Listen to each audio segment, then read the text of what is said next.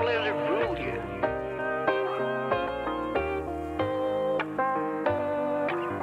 Everything's gonna be alright.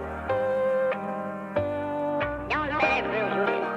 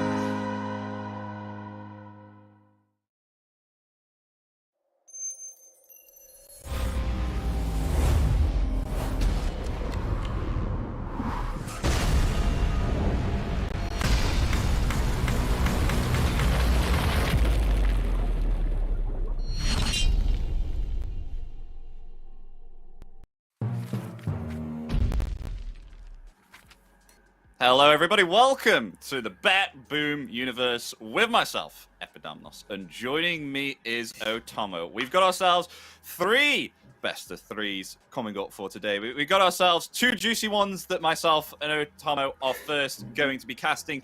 Our first series today is indeed Ooredoo Thunders versus Darkside. Now, just a little bit of information for you guys.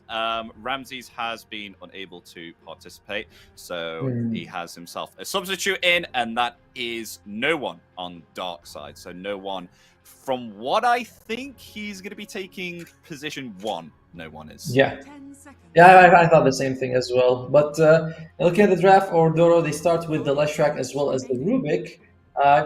Seems like Rubik, everyone's picking Rubik, right? Always first pick because he's such a solid support.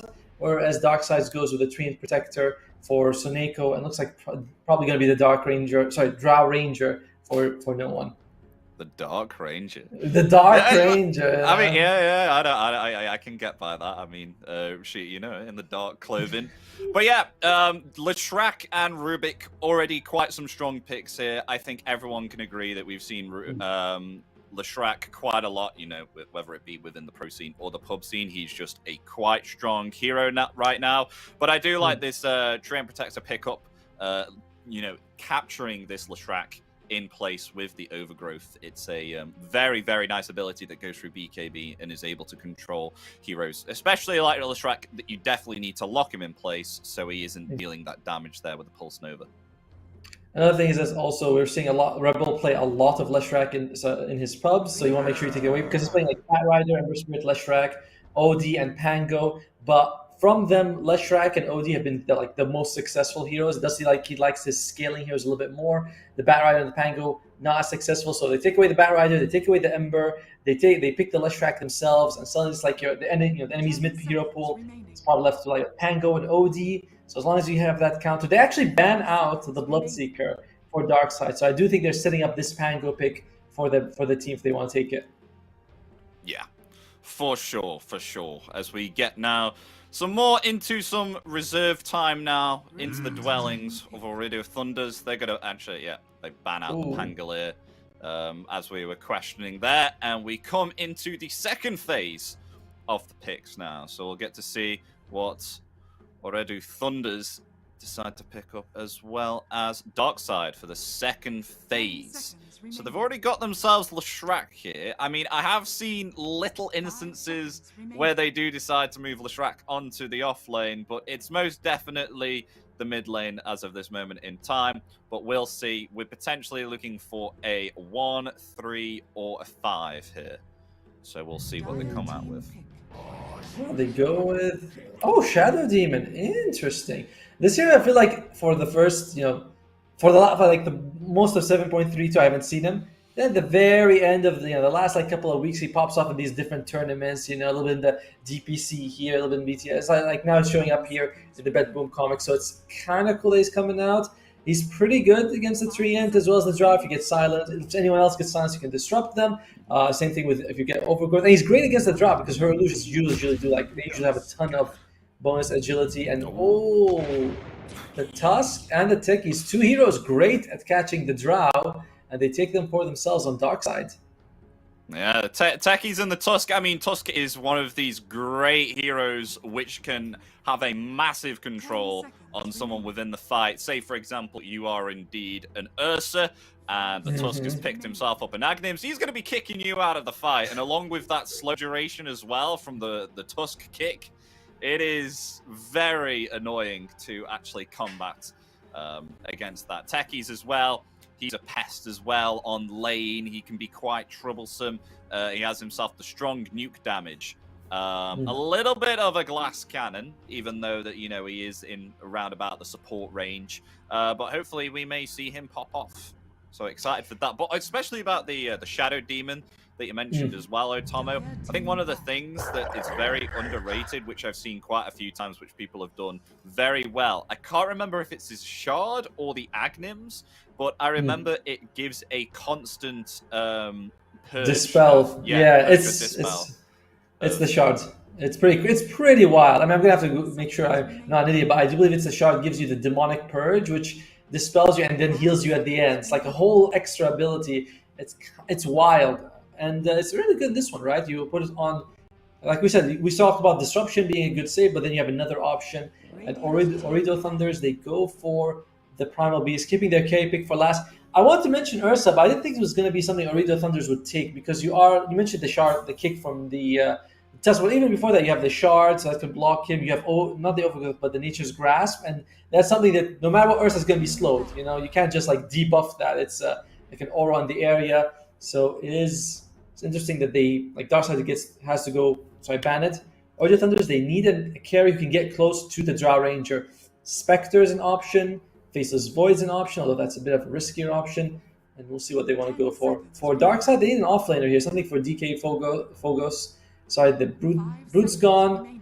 Enigma's not pickable in this game. Primal Beast is taken, so is Beastmaster, which means Lycan is still in the pool, and that's one of the heroes he plays quite a lot of. I gotta say, this Primal Beast and Rubik lane as well may be quite troublesome for the Drow Ranger and possibly the Treant Protector, which I think will be the position 5 here. Probably, yeah. It's like, and we have to Techies as a 4 is really good. You know, you can get so much damage out of the hero. We've seen, you know, like if you get items, you not only have the good amount of lockdown, but you also just bring a ton of damage. So it's great for aggressive play. We'll see what Omar can do with it. Yeah. Sorry, Darkside. So Yamich can do with it. My bad. I'm sorry. As now we come into the taking quite a little bit of reserve time here, Darkside. Want to decide what they're going to ban and deny Ooredoo Thunders from picking up. It will be a Chaos Knight. I haven't seen that so much in the ban pool from time to time. Centaur, I definitely have. He is starting to prevail of one of these off-lane heroes that all you need to do is just win your lane, which is most of the time pretty easy, whether you pick up a Vanguard or a Hood of Defiance. And then you go on there just using your Stampede, which is very valuable for your team, and just becoming this all-out tank, which is unkillable if you have yourself a good game and don't throw away the game. But coming into the picks now, final pick for Darkside. What are they going to pick? It's a Night Stalker. I'd say it's nice to stop the heroes, like try and get these heroes out, like Shadow Demon, for example. I think that's going to be very good. To stop him from using Disruption upon himself or the Night Stalker. So I'm not sure if they picked it or entailed it towards that, or it's going to be a surprise jump onto Leshrac to stop him from using Pulse Nova if he doesn't have a BKB. But many of these heroes do need to use their spells in order to be effective. And with this Night Stalker pickup, close range with the Crippling Fear, it seems to be very good. But until they get BKBs, that's when the tide is going to turn a little bit.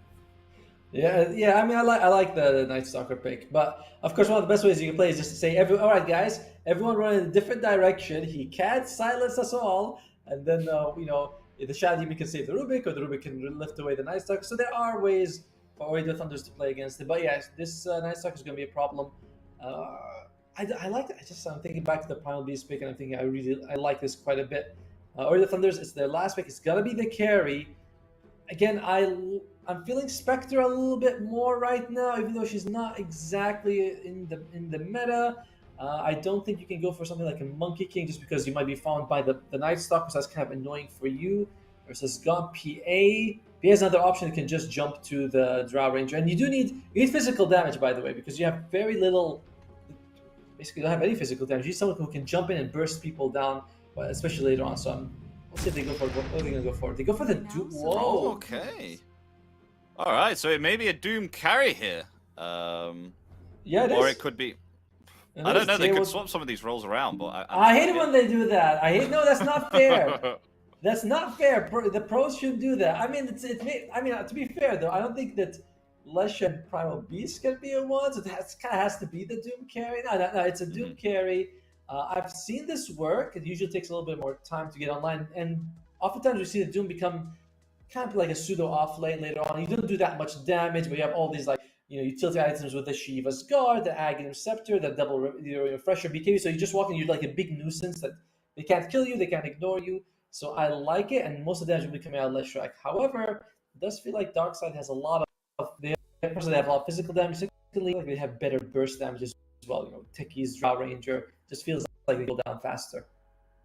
Yeah, I know what you mean. Yeah, as well with the Treant and the Drow lane, I don't feel they're going to have to play some very impeccable Dota 2 skills, like enhance those and try and come out on top, because this lane is not going to be as nice. I think it's a very foreseeable pub game.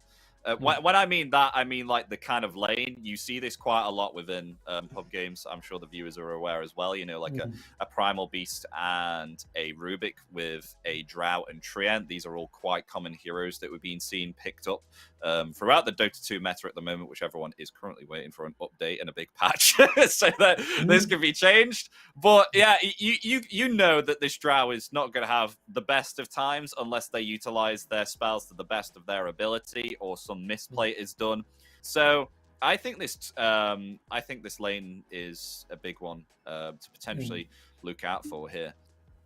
I don't know. I think I like the Drow treant a little bit more. Yes, you know, the Primal Beast can jump on the Drow pretty easily, and that's kind of a nuisance. But you look at the harassing power, you know, constant frost arrows with a Nature's Grasp on top of it. The Rubik's off position, like you can't, you know, maybe you can toss someone away, but you're still gonna be in trouble. So I don't know. I like it. I like the Drow and the treant a little bit more here. So we're gonna have to disagree on that one, my friend. Oh, okay, all right. You know, it's nice to have some rivalry though.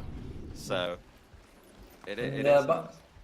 By the way, everyone, please click on the banner down below if you want to receive $15 free bet when you sign up. It's only available for first time users, like for people signing up for the first time. So, you know, old fans, a little unfortunate for you guys, but hey, at least we're welcoming in the new people, right? That's nice. It feels good to be this good. Let's go, baby. Now the game begins, and both teams are kind of a little bit away from each other here. Not sure if we're going to be seeing any close combat fights anytime soon. It's going to be all entailed and pretty close up to each other, so nothing that we're going to be seeing here at the moment. So just some easy 2-2 banterings, maybe perhaps what they're going to try and contest the bottom, maybe perhaps. And it is going to be 2-2 bounty runes there indeed. Night Stalker. Good focus. Taking quite a bit. He's taken quite a bit of damage there though, so definitely gonna have to use 1 or 2 tangos to heal up. And most of the time on within this meta right now, you're only picking up at around about 3 tangos. So definitely gonna have to maybe perhaps purchase some more regen here for the lane, especially with Shadow Demon with that Shadow Poison. Yeah, but a lot of times we see people starting off with the magic sticks very early on, and that's usually not gonna say enough to give you all you need. But looks like Kawi also they go for disruption level. We're seeing this happening more and more often because you don't want to reward them for taking a magic stick early on. Doom takes Devour level 1. Sometimes we see, all the times we see actually the Scorched Earth just so you can harass. But he's like, no, I'm going full in on the farm from level 1. And it's not bad, you know. I like it. Why not? If you're gonna go greedy, you might as well go greedy all the way. I mean that's the job as the carry. You know, you gotta. That's the literal definition. Significant gold advantage will help you win the game. Oh dear! Look at this body block. Very nice. Very fire has to be committed, but it's not going to help whatsoever. As actually caught in there by Kaori. Yamich getting blocked upon the stairs with that disruption. Very nicely played. That is not something that you see every day. Yeah, but to be fair, I think that maybe Yamich underestimated him by going there. It's like one of those areas where it can happen. So like when you stand next to a cliff against a Rubik and you're like, oh, I got cliffs. You're like, yep, that's kind of what happens. Still, it's very impressive that he was able to like position himself right where he needed to be. First blood does go to Ooredoo Hunters. As meanwhile, they are pushing the wave in on top, as you say, with the Rubik. Well, there's not much harass going on out here at the moment, but I'm sure as soon as some of these levels start to spike, then it's going to be troublesome. But as you can see, even level 2, Darkside, they're using their spells, trying to push away this lane, give some space for the Drow, and try and get them down to quite a formidable amount of HP. So that maybe perhaps they won't feel as confident diving the tier 1 tower. Because that's what I definitely feel that these 2 heroes can do. Oh, for sure. Meanwhile, mid lane, they're even. Rebel's doing a pretty good job keeping up with the Leshrac here. And he kind of needs to, because that's the thing about the Tusk, right? You have this amazing mid-game impact. Once you get level 6, you can rotate around the map. You usually have max out the shards and the snowball, so you can do a lot of this burst damage. But later on, you're not going to be able to keep up with the other cores in the game. The hero just doesn't farm that efficiently. So he has to do well in the laning stage. Otherwise, it feels like a bit of a wasted pick. So Leshrac, we know he can scale late game. And that's why it's like, it doesn't matter that much for him if he wins the laning phase or not. But matters a ton for the Tusk. Yeah. As DK Fergus Being slightly harassed here, but this time will change very soon. You just got to wait 2 more minutes, and then they may have the upper hand here on Darkside with the Hunter and the Knight. And hopefully we might see the aggression turn around here to Darkside. I like that we saw TA2000 take the early level Infernal Blade. Sometimes we don't. It's like I've seen people just go 4-4 and leave that unleveled, but he takes it because it gives you a mini stun to stop the TPs, and as well as like it actually does decent damage. You're going to be hitting the Night Stalker over and over with it. It adds up. Unfortunately, you have mana issues with Doom, and you don't go for Arcane Boots on the support carry Doom. It's just not an item you pick up. Mm-hmm. That's right. Yeah, again, they're just having fun in the mid lane, just absolutely like they are so far ahead of everyone in terms of CS. You know, no contestation there, and that's I don't know, man. It's a bit scary to see how Rebel just slightly behind Leshrac. It does feel like if it goes late game, Leshrac's just gonna be able to do whatever he wants. No, they're only 2 last hits in. As you know, Tusk is one of these heroes which is not the best in farming, but obtains most of his gold from snowballing on these heroes. So it will really come down to the rotations that Rebel will have to pull off. So I'm looking forward to see how this will turn out an outcome to Darkside. However, they are indeed diving the Night Stalker here. Attempted suicide squad there as Night Stalker getting very low. DK focus will fall from the blade of TA2000 on the Doom. I love the name. I love that name, TA2000. But yeah, that's the power of the Infernal Blade, right? It just keeps on getting a little bit harassed. It does 80 damage and 4% of your max health at level 1. It is not a joke. You know, it adds up. You put on that a couple of Shadow Poison, you can see that they suffer there for for DK forward. It is not easy for him to lane that situation. It is nighttime though, so the situation gets a bit better, but definitely don't want to start the night with a death. You know, you'd prefer to be alive in that situation. I gotta say, this lane's actually doing alright. I'm quite surprised by this. No one in Seneko, they're having an alright time. I mean, not the best net worth for Drow, but still doing, you know, moderate and fine, and it's well respected for the lane that no one is against here with the Primal Beast and the Rubik. They're in alright at the moment. Power Tread's on the way soon. To be fair, she's competitive with the Doom, who's got a kill and Devour gold, so I'll definitely say that like no one's having a very good time in this top lane. And let's look at those. Look at that, winning 71% of his game. What's that? 5 out of? I think that's 5 out of 7, right? That's pretty impressive. Meanwhile, there was just a kill on the Rubik there by Yamich, and got that value point into the Gush to make sure to defend himself against any attempt there by the Primal Beast. Really important to pick up that value skill. It does feel like if you are on Darkside, you have quite the snowball mid-game lineup, right? You got the Night Stalker, you got the Tusk. You need these guys to have a pretty solid game because late game, you know, Leshrac is pretty good. Rotation from Tusk, Snowball, Warriors Punch, Suicide Squad. There it is. A very easy pick off there on Kaori. I don't consider myself. Yamish gets his revenge from that kill, right? He's like, there you go. And it should be pretty hard to bring down DK Focus now. He's got the 2 bracers, so he's gonna be pretty close to space boots, so he's a very durable guy. And that's the thing about Ooredoo Thunders though, their damage is so over time. Like there's no burst damage on this squad. Early game it's not that gonna be a big deal because no one really has health, but later on, one thing that I think Darkside will do is just be able to just out tank all this damage and just bring them down because they're at war of attrition, you know? Mm-hmm. I just realized that techie spell is actually called. We're actually going for a charge here with a rotation from Leshrac with the Pulse Nova. Drow has been able to slightly get away, and Noob taking quite a lot of damage here from the tower, and the physical damage will fall for the kill there onto Drow. Was it worth it though?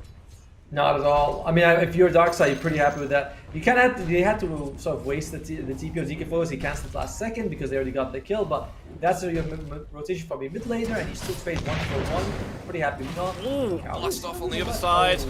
With the sticky bombs, it won't connect, and a Fade Bolt into the face of the techies. And Yamich and fall there from Omar with the Fade Bolt. Yeah, I thought this techie spell, the name changes on a few of these spells and the heroes really catches me off guard sometimes. Like, you did hear me call it Suicide Squad a few times. I just remembered it is indeed called Blast Off now, because he doesn't actually kill himself with the spell. No, not anymore. It used to be much more fun, but everyone click on the banner down below if you can. You get $15 off before you sign up for the first time. Although Kauri, oh yeah, and look at the Doom come out. So yeah, it's only the promotion is only available for new users. Yeah, I think TA2000 actually used that Doom there in case the Night Stalker was going to be out of the fog of war, just in case that he were to escape through the trees. So it was used safely, but you guys can decide for yourselves whether that was a good use of a Doom or not. But I don't think he's going to be doing much fighting, considering that TA2000 is indeed the carry here. But we'll put that down for a 2-minute cooldown. Oh, by the way, that's for Arcane Boots actually, just for the amount of top lane. Yeah, the haste rune there on Tusk, just able to run away freely from Wheater. Yeah. Got away easy. I like the Arcane Boot pickup on the Doom on the TA2000 because it's like you need mana, right? You got this Infernal Blade, you took the Frost Armor on the Doom, so he gets all this like very durable physical damage, but it is a mana intensive skill he's going for. They may go in for a smoke here. Snowball. They're going for Noob. Oh, nice telekinesis stopping the Warriors Punch, but the blast off is there. Along with the onslaught, Warriors Punch finally comes out, finds the kill until the trap, and the onslaught coming in. Can they get a return kill? As the ultimate from the Primal Beast is there, but where's the follow-up damage? TA2000 trying to catch up and slowed there by the sticky bombs. Another snowball coming out. Will find the kill there onto Rubik, but at what cost? Because Tusk is going to fall along with the Treant Protector as well. They will get their comeuppance. They'll get 2 vengeance kills there, and it'll just be a 2-for-2 trade there. I'm trying to think who that favors, but overall, Ooredoo and Thunders, they're very happy. I mean, the TA2000 shows up, gets involved in these kills. Is he building a hand of mice? There you go. Because I saw him pew up the BKB, but now he has end. This guy's gonna start skyrocketing, rocketing in farm already. Wow. Okay. As we did not see that, just moved right below DK Focus, just lighting him up there with the Pulse Nova. Nowhere to run, especially during the daytime, and no Dock Ascension. So an easy kill for him. Trying to think about what you'd want to steal if you're Omar in this game on the Rubik. Look at, I feel like the best spells you can get is probably what from the Treant, right? Like you can get decent spells from the techies, except Blast Off. You don't want Blast Off. Or is it Suicide? Which one is it again? It's the Blast Off. That's it. Ah, thank you. Those feel, Drow Rangers, you can get something decent from the Night Stalker, but people will be seeing him try to steal Overgrowth a lot, and that would be pretty much the best spell you can get this game. As now, we indeed have ourselves Ooredoo Thunders trying to pressure the tower here, but they are indeed fighting against the living armor, even with this catapult, not able to push that out. All ultimates available here, except for the Shadow. I think he hasn't even leveled his up yet. So, I mean, that would you probably almost always want to use that on the Night Stalker. If you use it on the Tusk, it might just snowball and a lot of the effect will be negated. But as long as you can get it on the Night Stalker in fights, like that would be a big deal for you. To find themselves a bottom tower here on Darkside. 12 minutes in, they'll get that. And DK Focus, he's going to be attempting to get himself a Blink Dagger. Wants to make sure to stay on top of some of these heroes during the early side, whilst no one has a BKB at the moment, so really wants to make use of the Crippling Fear during the early stages of the game right now. He's around about 1,200 gold remaining, and look at Noob here farming up this big Ancient Camp. There's around about 4 stacks there, taking a lot of damage though in return. We'll be able to take it out and further increase that net worth with both the Doom and the Leshrac sitting comfortably here above the net worth, around about 700 gold beyond the Tusk as of this moment in time. And getting very close to that Bloodstone as well. And Nubi he loves this Leshrac. I'm not sure, are these pop stats or are these competitive stats? We'll have to ask. We'll have to ask production. Like, I'm gonna guess they're probably from the competitive games. Like that makes more sense. And Shadow Demon, fantastic at getting stacks because you can just hit one camp, throw Shadow Poison in the other, and that works really well. Some people actually time it so that when it expires, or you can click it, and you get another stack going, which is crazy to see what these pros can think of. Yeah. We're not going to see much fighting at the moment. Both teams trying to consolidate some gold and some net worth here. It looks like we won't be seeing anything until around about the middle or the late stage. You know, we've got ourselves the Shrek trying to farm up a Bloodstone. Ourselves TA2000 with the Midas. Oh, we are going to see a little bit of action though. The Tree protects it. In some trouble. The Overgrowth will be committed, but the ultimate is there before he can waddle off within the trees. Waiter will be able to obtain that kill. And Ooredoo Thunders, I feel like they have firm control of this game. You know, they're farming up on their 2 cores. Primal Beast is doing pretty well, and he's like, your best. If you have the best thing for you on Darkside is his farm tusk, but if you can't make space, you're gonna start suffering 6 kills in your team in total. So it's a little scary if this game keeps going the way it is, because I don't think it's gonna get any easier.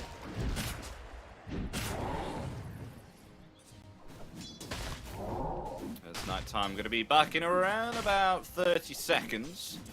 Unless DK Focus wants to still stay on this bottom lane and try and farm up that Blink Dagger before committing for anything. I think that would be the best thing to do to try and get most out of this nighttime. That's coming very soon. We're seeing just a lot of farm. Both teams very happy to trade farm. And I guess I gotta ask you, what do you think about the late game? I shared my thoughts. Do you agree, or do you think I might go in Darkside's favor if we go later on? I mean, maybe a little bit. We'll have to see, because I don't know whether we will. Oh, meanwhile, Horus Punch and Blast Off is just way too much for the Shadow Demon to handle. There is Kaori. Will be just decimated there by Darkside. And he rushed the shard on this Shadow Demon. He's incredibly farmed. This is supposed to be a position 5 Shadow Demon, but he has farmed up a storm, and he does have the shard, so he's gonna be able to throw that on their allies to get these nice dispels off. By the way, guys, if you will click on the banner down below, if you look at these odds and you think, you know what, maybe I'll put it on Darkside, so you get $15 free bet for new customers. Would you agree with these odds? Do you think it favors the Ooredoo Thunders? Was like something like they have 70% chance to win? Do you think is that what the AI thinks? Yeah, I mean, I'm feeling it. I see Ooredoo Thunders having a stronger late game here, especially with the Doom carry ulters. Meanwhile, Sun comes down there. Maku still alive though, however. Overgrowth comes out, the onslaught is there, it'll be a 1-for-1. Horus Punch comes out, Dark Ascension incoming. Night Stalker trying to get into the fight, but the Pulse Nova along with the Doom as well, doing way too much damage there until the 2 cores. Snowball coming out. Drow will fall, however, as now Rebel trying to maybe perhaps get out. They're able to turn it around and get themselves 1 kill onto the Primal Beast. But maybe perhaps they want to go for more. Noob still has a lot of more mana to dish out with the damage. As they realize, yeah, they definitely do not want to go for that, but they'll actually be able to defend themselves somewhat here, Darkside. It'll be a 3-for-2, but they will lose their Drow. And there's a bit of like damage issues, right? You go in, you try to get these fast kills, but it takes you forever. The rest of Darkside is able to show up in time. Even killing the Chain Protector is able to go pretty far back. The Yamcha has to sort of chase him. Gets the Overgrowth off. It's 1-for-1, and Primal Beast jumps in. They try to get these kills out. Look, again, it's like besides Leshrac who's doing good damage, everyone else takes a while to get their damage coming out here.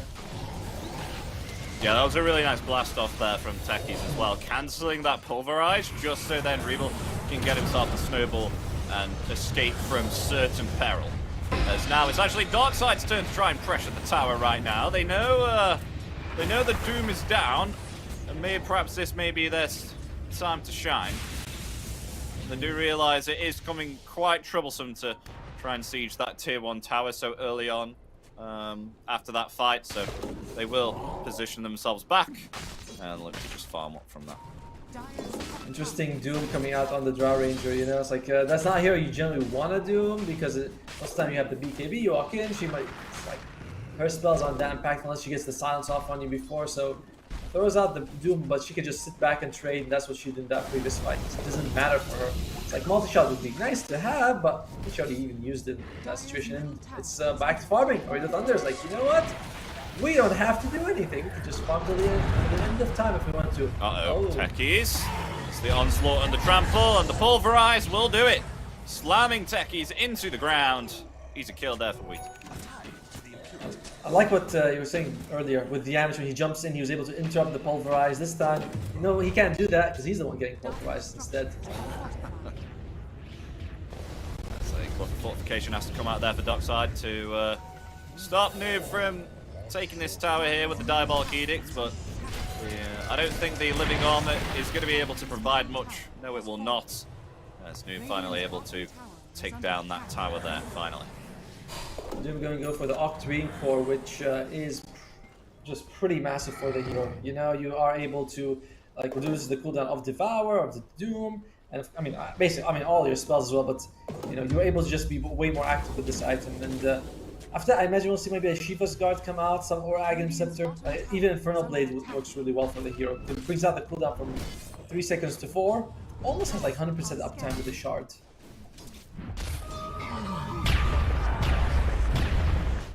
Indeed, especially adding up with the talent that decreases the Doom cooldown, I think is around about 25 or 35 seconds. I'm going to be... Yeah, I was going to say 35, okay. I was going to be lenient and say 25. I thought Valve wouldn't be that kind, but... And I mean, Doom's got like a bunch of... It's like, but you have to pick between Scorched Earth, which is pretty good to reduce the cooldown up by 12. It goes from 35 to 23, and you have like 16-second uptime, so... That was pretty good, or you get the more Doom, and but I think most of the course will take the Doom because you know pick it up with the Aghanim Scepter, and it's like, oh, look at that, I'm just active the whole time. So there may be some action happening around on the mid lane. There's a smoke coming up from Darkside here. They've got 3 smoked. Rebelson, Neko, Yumori. Looking to go for anything right now, though, as Ooredoo thunders. They're actually grouped up here beyond the Tier 1 tower, not giving Darkside any information whatsoever as to where they could be. They're the ones to actually smoke up now by this Tier 1, and maybe perhaps they're going to try and invade into the triangle and try and find themselves something. But they are going to be revealed by one of the techies' minds here. They're going to ping that out. Oh, they have indeed. In some trouble. We're actually going to head to the mid lane here, actually, instead, and may perhaps try and find a kill here onto the Night Stalker, but he's hiding back behind the Tier 3. They're going to go forward anyway there. The Crippling Fear comes out. Is it going to be enough to try and save him? No, it's not. Able to dive the Tier 3, find the kill onto TK Focus there, but Darkside going to try and turn this around. A Crush onto 2 with a multi-shot, the blast off there, onto the Primal Beast. Will be saved by the disruption. Will be able to disengage, get out. They just find themselves that kill there. Looks like they might be able to get the tower as well. Yep, Noob picks it up, and now you might have to worry about losing your outpost, losing Roshan as well. And it does feel like Darkside, like we talked about the mid-game timing, right? You got the Night Stalker and the Tusk. These guys should be feasting on the enemy heroes, but they weren't. You know, there's just both teams trading farm. It's kind of crazy to trade farm against a Doom. You know, this carry Doom who's also got this Hand of Maya, so it's just a wild situation. He's having a great time at 13.8k net worth. Absolutely balling in the God right now, Doom is. Has almost finished that Octarine Core, if I believe. On the way. And it'll be there. And they go for the Deso on the Tusk, by the way, rather than the BKB. And they, there's a blink and a Doom onto Tusk. Tusk in some trouble, going to try and escape. Nice blast off there, cancelling the split earth. However, still going for the Tusk. Damage is gone, along with Tusk also. They've lost 2 here on Darkside. Potentially going for 3 is the oh yes. The Shadow Demon ultimate slowing down the Night Stalker, and a split earth coming out there perfectly again. Ooredoo Thunders, they pit themselves off 3, and they're taking this opportunity right now to get themselves into the Roshan pit. Yeah, the Doom comes out. You can see Yamish trying to save the team. He does get the stun on 2, but it's just not enough. We still lose Rebel. We still lose Yamish, and I think DK Focus in the last second also, you know, he isn't able to get the kill. So we are entering into this situation where it's going to be, I mean, it's already very hard for Darkside. They go straight up for Rosh. The outpost is, they have to take the outpost, but the 3 people dead doesn't actually matter. We're not going to contest it anyway. So, Ooredoo. So you're going to say something about I don't know if you saw on the sidelines as well during that replay, but I saw Seneko like trying to cast and then like cancel and then cast again the overgrowth. So I don't know if he was just about in range to stop the pulverize there onto the tusk, but Rabel's still full. But speaking of Rabel, finding a cheeky kill there on Twitter. Though they're going to get a return kill here as a split up down upon the techies. Techies, oh, actually, may be able to go around the ice shots and still survive. Never mind, TA2000 and the Fade Bolt coming out. They get a return kill there. Techies gone down once again. Yamich in really focused here right now. Ooredoo Thunder's always on their radar. The Darkside. They perhaps want to try and go for something else here. Warrior's Punch. And a easy kill there onto the Shadow Demon, which we did not see behind the scenes. Meanwhile, TA2000 being heavily slowed down here by the Frost Arrows. This could be a potential kill. BKB has been activated there, but the Overgrowth stopping the dude from escaping. Warrior's Punch finds the kill. And TA2000 will finally fall. That's a nice chunk of gold going towards Rabel now. Very patient. BKB.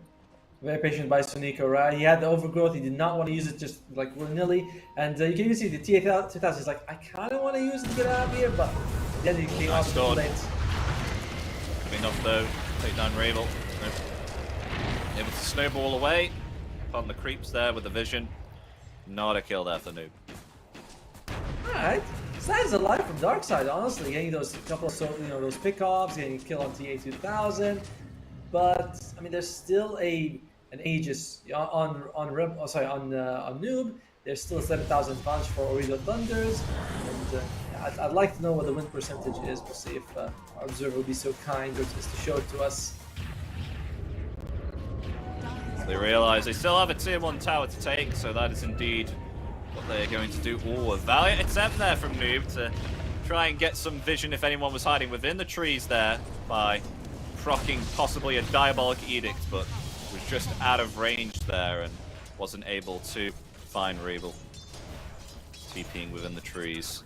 They're going to go for maybe perhaps the second tower here. Noob feeling strong with the Aegis still. Another 2.5 minutes remaining. They've got plenty of time to fish through these objectives. They already got a couple a tier 2. Now they want to make sure they get a little bit more. Things might get better if Rebel can get an Aghanim Scepter on the Tusk, because you can jump in, kick someone back, and that will give you an advantage, right? You might be able to burst them down before that, but until then, it's going to be hard if they stick together for the Thunders. And I love it when you see towers get living armor and they die anyway. It's like, oh no, it doesn't make a difference. Not the situation. Meanwhile, though, yeah, TA2000 trying to go for a kill here into Seneko, but the blast off is there. Onslaught coming out in return, but an overgrowth connects onto two. Both of them will have to use their BKBs to get out of that grasp. There's now all the pulverize there on, so the Night Stalker just catching him. Is DK Focus going to be able to escape? As no, he is not. Telekinesis brought him back, and no escape for the pesky Night Stalker. As meanwhile, Noob finding himself Yamich there on the Techie, trying to avoid the split earth, will not be able to as the Onslaught comes in as well. They find themselves 2 kills here for Ooredoo Thunders. That's definitely an extra radius from the talent on the split earth, because that was a big one, catching him on the edge. But for Darkside, taking that tier 1 does mean that Roshan's suddenly an option. Not the next Roshan coming up, because as long as that tier 1 top stands for Radiant, they can always contest it. Now it's like we have the outpost. They have no tier 1 towers, no tier 1 tower at the mid and the top. It is an option for them to take Roshan for Darkside. They're gonna have to bank on getting a pick off and sort of sneaking it in because they're very far behind. But it's an option at least, whereas a few seconds ago it wasn't. There's now Refresher on the agenda now for TA2000, wanting to get double BKB charges, double Doom charges. He is so rich, but honestly, no one and Rebel have done an amazing job of keeping up. You know, like when you're up against a Doom and you're only a couple thousand behind, and he's got all this extra farm, and you're on the losing team. It's very impressive what no one's doing. And so is Rebel. You just have to wait and see. Is it going to be enough to actually to win this game? All this farm. It still feels like a tall order for Darkside. I mean, no one's got like 3.6k gold in his pocket. Maybe spending, so there's some action happening, maybe perhaps within the river. Yes, there is. Snowball coming forward. Warriors punches there, BKB, but the disruption save onto Noob will keep him alive for some time. We'll be able to get forced after away. The Doom coming out there onto the Drow, though, in return. No one in some trouble. Even with the overgrowth will still fall. Nonetheless, they do find themselves the Drow here. Dear God. It's a valiant attempt by Darkside, but didn't work out. Dude. Like T8, I just love the item from Tier 2000. He also got the boots of travel. He disassembled his arcane boots so he can make finish the Bloodstone. Now he has a boot style. He can just show up wherever he wants in this game. And this pickup lineup, you know, you have the Techies, Tusk, and Nice Talk, but you're still behind in kills. And Vision's another problem. Like we see the Vision coming out from Darkness is very defensive, which makes sense, right? Like most of the time we're seeing already the Thunders playing on the Dark side, but this Vision is kind of limiting what they can do right now. Yeah, Night Stalker not having the impact as Darkside so far. I mean, they're still able to defend themselves here, but it's mainly due to Rabel and no one right now. DK Focus, he's having some trouble here. Definitely needs that BKB to stay on top of these core heroes, like the Primal Beast and the Leshrac. Without that BKB, he can just get decimated by the Pulse Nova. So until that BKB is up, they're going to have some trouble. Nonetheless, Darkside going to try and attempt to go for a kill here onto Noob, but Noob's still able to hold his ground. Snowball coming out here, but will be returned there with thanks to the Lotus Orb. As now they may have found themselves a kill onto the Tusk. Yes, they have with the Pulverize. That is one down, maybe perhaps two, as they find themselves the Drow. Drow gone, Seneko within the trees trying to escape, will not be able to. As it's a triple kill for the big Leshrac, the raid boss, as he proceeds now to go for more. He's actually got himself a Cypher Vise here as well. Just showing how much net worth he actually has. He is one big boy right. But yep, along with the Lotus Orb and a Bloodstone, and he's got a Shadow Demon behind him, so getting the DK Fogos loses his life as well, and it has been pretty much in favor of Ooredoo Thunders from the start. They got 2 kills to get them going, and since then they have not looked back. This now at least is going to continue to grow in their favor, and of course they do have a Leshrac just to burst down these towers as fast as they can, very quickly. Darkside, they will have most of the heroes up to defend this if they want to, but no DK Phobos makes it a bit iffy. I mean, they've already taken the tier 3, as they do still have themselves a glyph. The blast off, there, the silence as well, but look at that, the shard from the Shadow Demon just purging all of those negative effects there, especially the gush. So, as we see, that's starting to come out now to give that constant dispel all of the time there, the Shadow Demon. As well as a nice heal later on. You need people to survive, but it's still very nice to have that. And just they came out with a very nice draft for Ooredoo Thunders, right? They just have this very defensive. The damage is kind of over time, right? You need like you have Block, Doom, and with Blade, Scorch. These are all damage over time spells. Same thing with Leshrac. Even the Primal Beast's damage is meh. But if you have a 20,000 gold lead and you have all the levels and the talents and the items and everything, it doesn't matter. These long fights are perfect for you.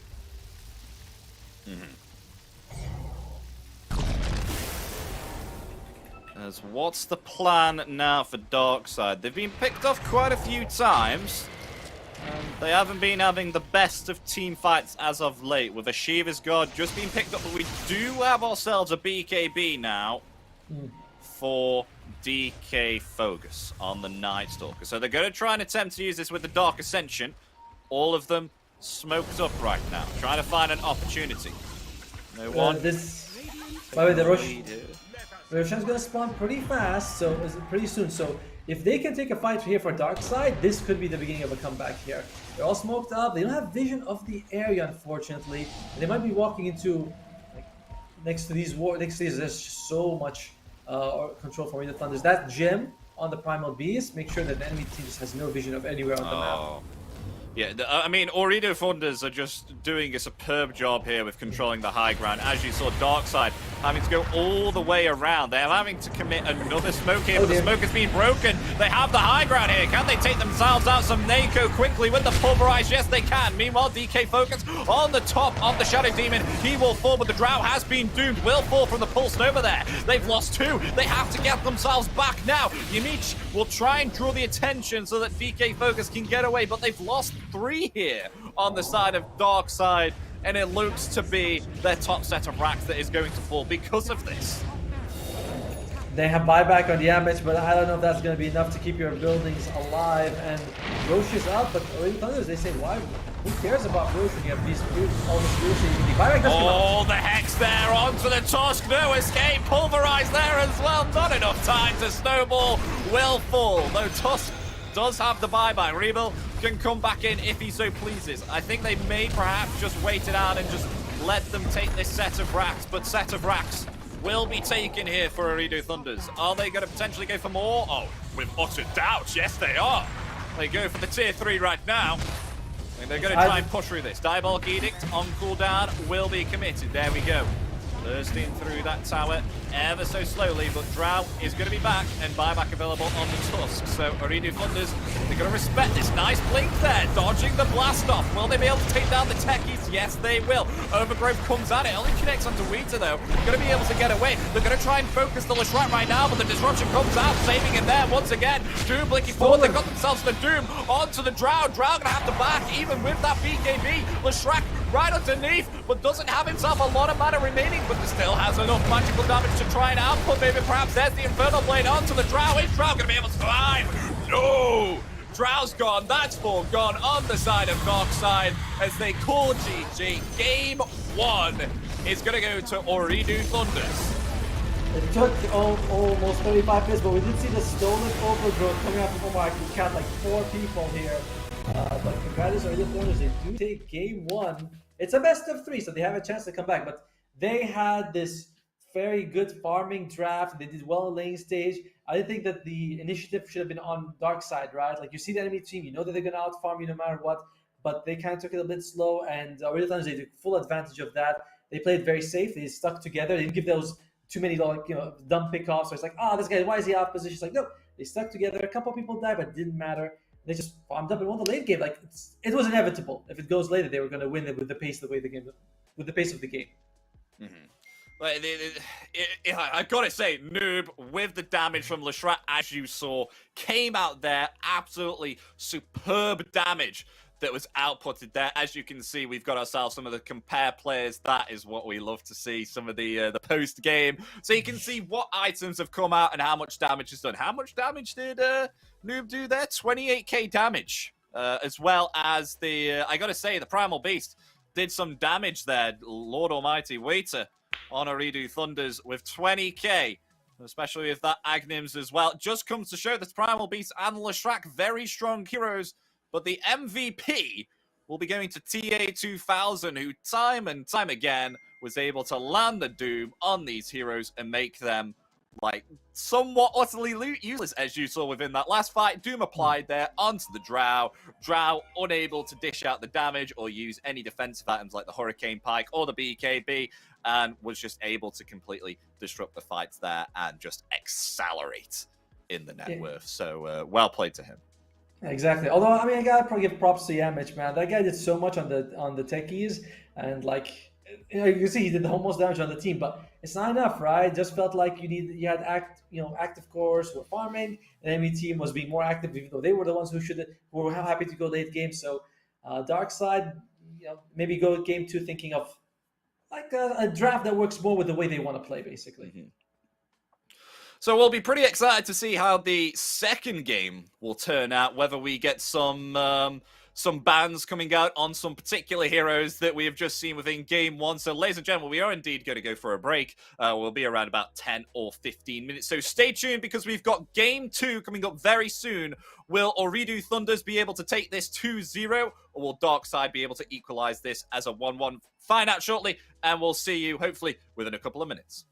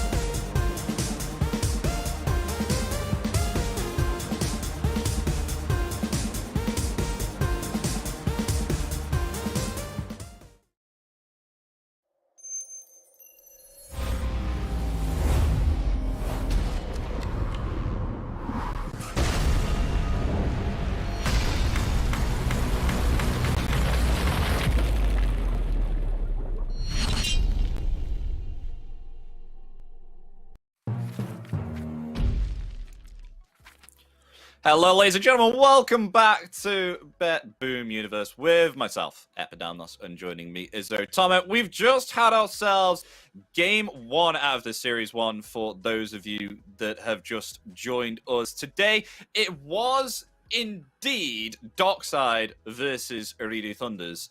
And it looked to be that Darkside could have potentially held it, but they had some difficulties with Ooredoo Thunders getting out of control, particularly that of Noob and Wheater, along with TA2000. All 3 cores there on the side of Ooredoo Thunders had themselves a great time, were able to barrel along, snowball on, not a pun of Tusk, by the way, particularly that. It was definitely started to snowball once those heroes acquired themselves more of a net worth, and they'll be able to take themselves game 1, but we're quite interested in what's going to happen with game 2. Otomo, are we going to potentially see some targeted bans here now on some of the heroes that we've seen this morning? I mean, we saw a lot of target bans in game one, right? Where they took away like the Pangolier, the Beastmaster. These are all the heroes that they like to play on Darkside. You know, Broodmother for DK4. Although Broodmother is just banned against everyone. But overall, yeah, I think we'll. Look at that. We just get rid of the Broodmother. For Darkside, they do get rid of. I mean, they took 3 Protector in game 1, but they do make sure they get rid of it because maybe they want to play a little bit faster. 3 Protector is one of the best heroes to slow down the pace of the game. You know, keep those towers up, make sure the enemy doesn't get too much out of that every time they win a fight. So I'm looking at Darkside. I do hope just they have something that meshes more with their play style. You know, you have if you want to play act, if you want to farm, pick farming heroes. If you want to fight, go for the fighting heroes this time. So interesting outcome here. Instead of Ooredoo Thunders actually picking out the Leshrac, they actually proceed to ban it instead, and will pick up a first pick Lena. Oh, but they're pretty confident. I mean, they picked themselves up an Enigma right there, right now on Darkside, which gives now Ooredoo Thunders the potential to pick themselves up a Black Hole Cancel now. Silencer in the pool if they so choose. Not sure if Ooredoo Thunders do play Silencer or want to try and risk it, but it is there for them. Ideally, I would have done this if I was on the other side of the pick phase, if you know what I mean. So you'd go into the second ban phase, but I don't know. Is this a risk or is this a confidence play, if you know what I mean? Oh, definitely confidence. DK Fogos, he played the Mother the most this last 3 months, and the next year they played the most would be the Enigma. But instead they go for Clockwork, who is a pretty solid counter to the Black Hole. Although, you know, there are ways that you can sort of have people stop, you know, stand in front of him, block it. But I mean, I'm imagining a bad Rubik and Silencer, right? If you're Darkside, you gotta get rid of those 2. These are the best, so I want to play it safe.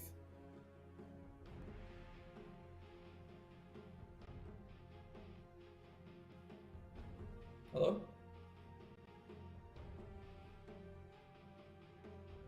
Ten seconds remaining.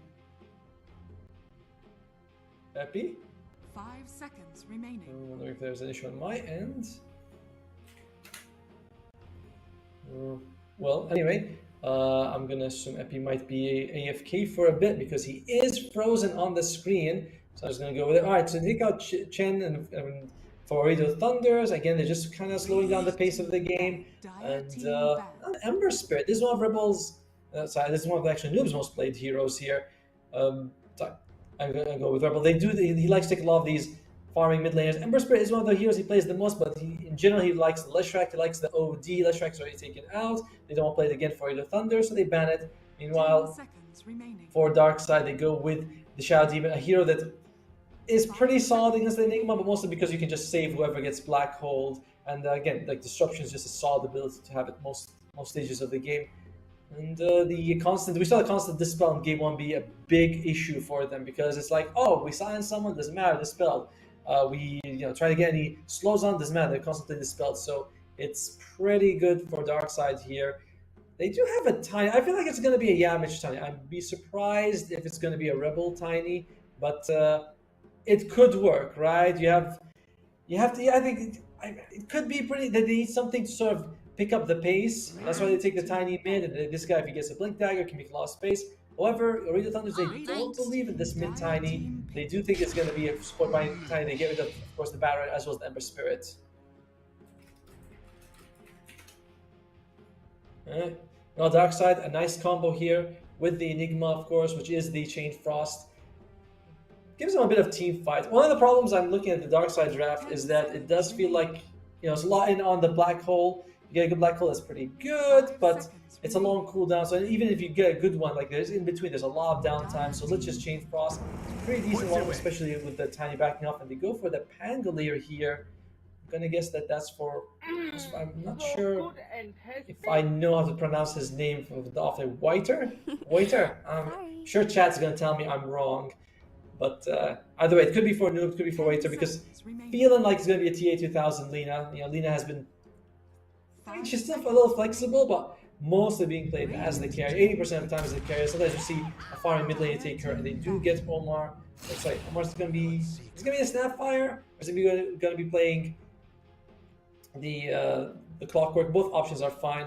Of course, you have to take the Bloodseeker if you're up against Pangolier. Rolling Thunder, you just throw it down. It's still, by the way, Silencer is still in the pool, and Ooredoo Thunder said, no, we do not want that. They do go for decent picks, though, with the Snapfire as well as the Clockwork, who are either they can counter or they have ways of just doing a lot of damage to the Enigma while he's black holing thanks to the Snapfire. And Abby might be coming back any second now, by the way. And there's the OD. So Rebels, OD, and Leshrac are gone. They do feel like it's going to be a carry. Bloodseeker. And welcome back, Epi. I swear, by the way, you went, and I was like, I think it's my internet, because I just moved into a new place, and the internet's a little No, it's mine. And I was like, I'm opening YouTube. I'm like, it's me. And then YouTube works. And I was like, oh shit, it's him. You know what? It's that guy. That's the exact same thing I did. I was like, surely it's not me. My internet problems have been fixed for more than 2 years. And then I typed in YouTube exactly what you did. And it said no connection. I was like, you gotta be kidding me. Well, I'm sorry, guys. Thankfully, it happened in the draft phase. It's a one-off. I haven't had it happen in like a year or two, so hopefully it does not happen again. If so, I'm going to go absolutely ham at my ISP. But yeah, thankfully, I'm just getting introduced to the phase of what they've picked here. So they got themselves Pangolier, Snapfire on the side of Ooredoo Thunders. They've banned out OD and SF, some absolutely dominable heroes on the mid lane, and potentially carry there as well. Oh, Bloodseeker. Bloodseeker has started to become more of a prevailing carry, actually, as well. So excited to see Darkside actually come out with this. He is an absolute superb farmer. A lot of people don't tend to pick him, but I think he's absolutely amazing because, of course, with his first ability, he obviously, of course, can give himself straight away. I think at level 4, it's around about 150 attack speed, so it's like a built-in Mask of Madness, especially with an early pickup of a Maelstrom, so he can farm very, very well during the early stage. And he's quite good on lane as well, because, of course, with his passive, which is where it's his thirst, sorry, obviously, of course, how should I remember that? He's able to heal himself up on lane on every last hit that he gets, especially with some denies as well, and he's with the Lich as well. So Ice Armor with Bloodseeker Thirst is going to be a nice little wombo combo on the lane, I feel. And Rupture on Pango. Rupture on Pango. Do I need to say any more as well? that one's another one, yeah. And I like the thing you're mentioning about him and Lich, because also the Sinister Gaze works really well with the Blood right? You push them in closer into the middle of the circle, making it harder for them to get out. And Ooredoo Thunders, though, I'm feeling like they need a mid laner, they need an off laner. It depends on where the Pangolier can go. I feel like you might want to make him an off laner, and you take something else for a noob. And what they go with? They go with a Dawn. You know, when the Enigma came out, and you're talking about like counters to the Enigma, I was thinking, well, Dawnbreaker could be a decent counter. You hit people in the black hole, and you show up. But I wasn't sure if they'd go for it. So it is going to be the mid Pangolier. It's going to be the off lane Dawnbreaker, and Puck comes out from Darkside on the last pick. I haven't felt this hero's presence as much in the mid lane as like the Ember Spirit, the Pango, the Tusk. Does feel like that's what most teams are going for, but he can do a lot of work. My issue with Darkside is it's quite a fragile draft, right? It's like the Puck, the Enigma, the Lich. These guys can be bursting out fairly easily. Yeah. We'll see how they can. But they have good team fight. I suppose, I mean, off lane, if it's an Enigma, you really have to make sure, you win your lane, you make sure that even with Black Hole down, you're having significant impact within the team fights, because if you can't land your Black Hole, and you haven't, ultimately, pressured the lane to the point that carry is having some difficulty, from there on out, your Enigma pick is it quite actually cuts a deep groove into your team and makes it a lot difficult. I'm sure some of you have had it before where you have an Enigma off lane and he's as squishy as your position 5. I mean, I sure can. I can vouch for that one. But hopefully it won't turn out that way. They'll be able to pressure the lane with Eidolons, as always, denying a lot of the creeps and able to come out on top with some of the black coals. Yeah, it does feel like a little bit more of an even draft this time around. With especially, I like what Darkside has, but look at the other team, or the Thunders. They got Snapfire. You can throw kisses when the black hole lands. You can just kill the Enigma. You have Dawnbreaker. So if anyone does get caught, that's not positive for you. It's like, oh crap, we caught someone, but they only have the Dawnbreaker as a really almost guaranteed cancel, right? It's clockwork. You can block the hook shot. It's like kind of tough. Snapfire takes time to do her damage. You can just sort of tank it. So it's not. Apart from the Dawnbreaker, if you catch the Dawnbreaker, you're good. If not, Darkside's fighting capabilities with that black hole a bit reduced. Still, you do have the Dream Coil as well. You have the Blood Rite. I don't know. I'm feeling a little bit more 50-50 in this draft. I mean, I'm quite pleased that they did pit themselves up a Dawnbreaker, even though that they are against a Puck. But I can iterate on that further. So, for example, Puck trying to find maybe perhaps a pick off with the Dream Coil. Of course, they have some sort of global presence now with the Dawnbreaker coming in with the Solar Guardian. So, upon using that, because Puck doesn't have a lot to dish out, Dawnbreaker is actually going to be able to have the ability to save someone with that Solar Guardian. Because I don't feel Puck does as much damage as she used to. It's quite hard as well to actually snowball now with the Puck ever since they did the change with the Rift now as well. So they removed the cooldown on the Rift, so you can't try and combinize your Illusory Orb and the Rift to deal a lot of chain damage over time. So this is why the hero hasn't been picked up all that often, and there's a lot better mid heroes to choose. But we will see it come out anyway. They're confident with it. We'll see Darkside come out on this. It'll be rebuilt on the Puck, and we'll see how this one goes. So, ladies and gentlemen, game 2 out of this best of 3. Let's get it on.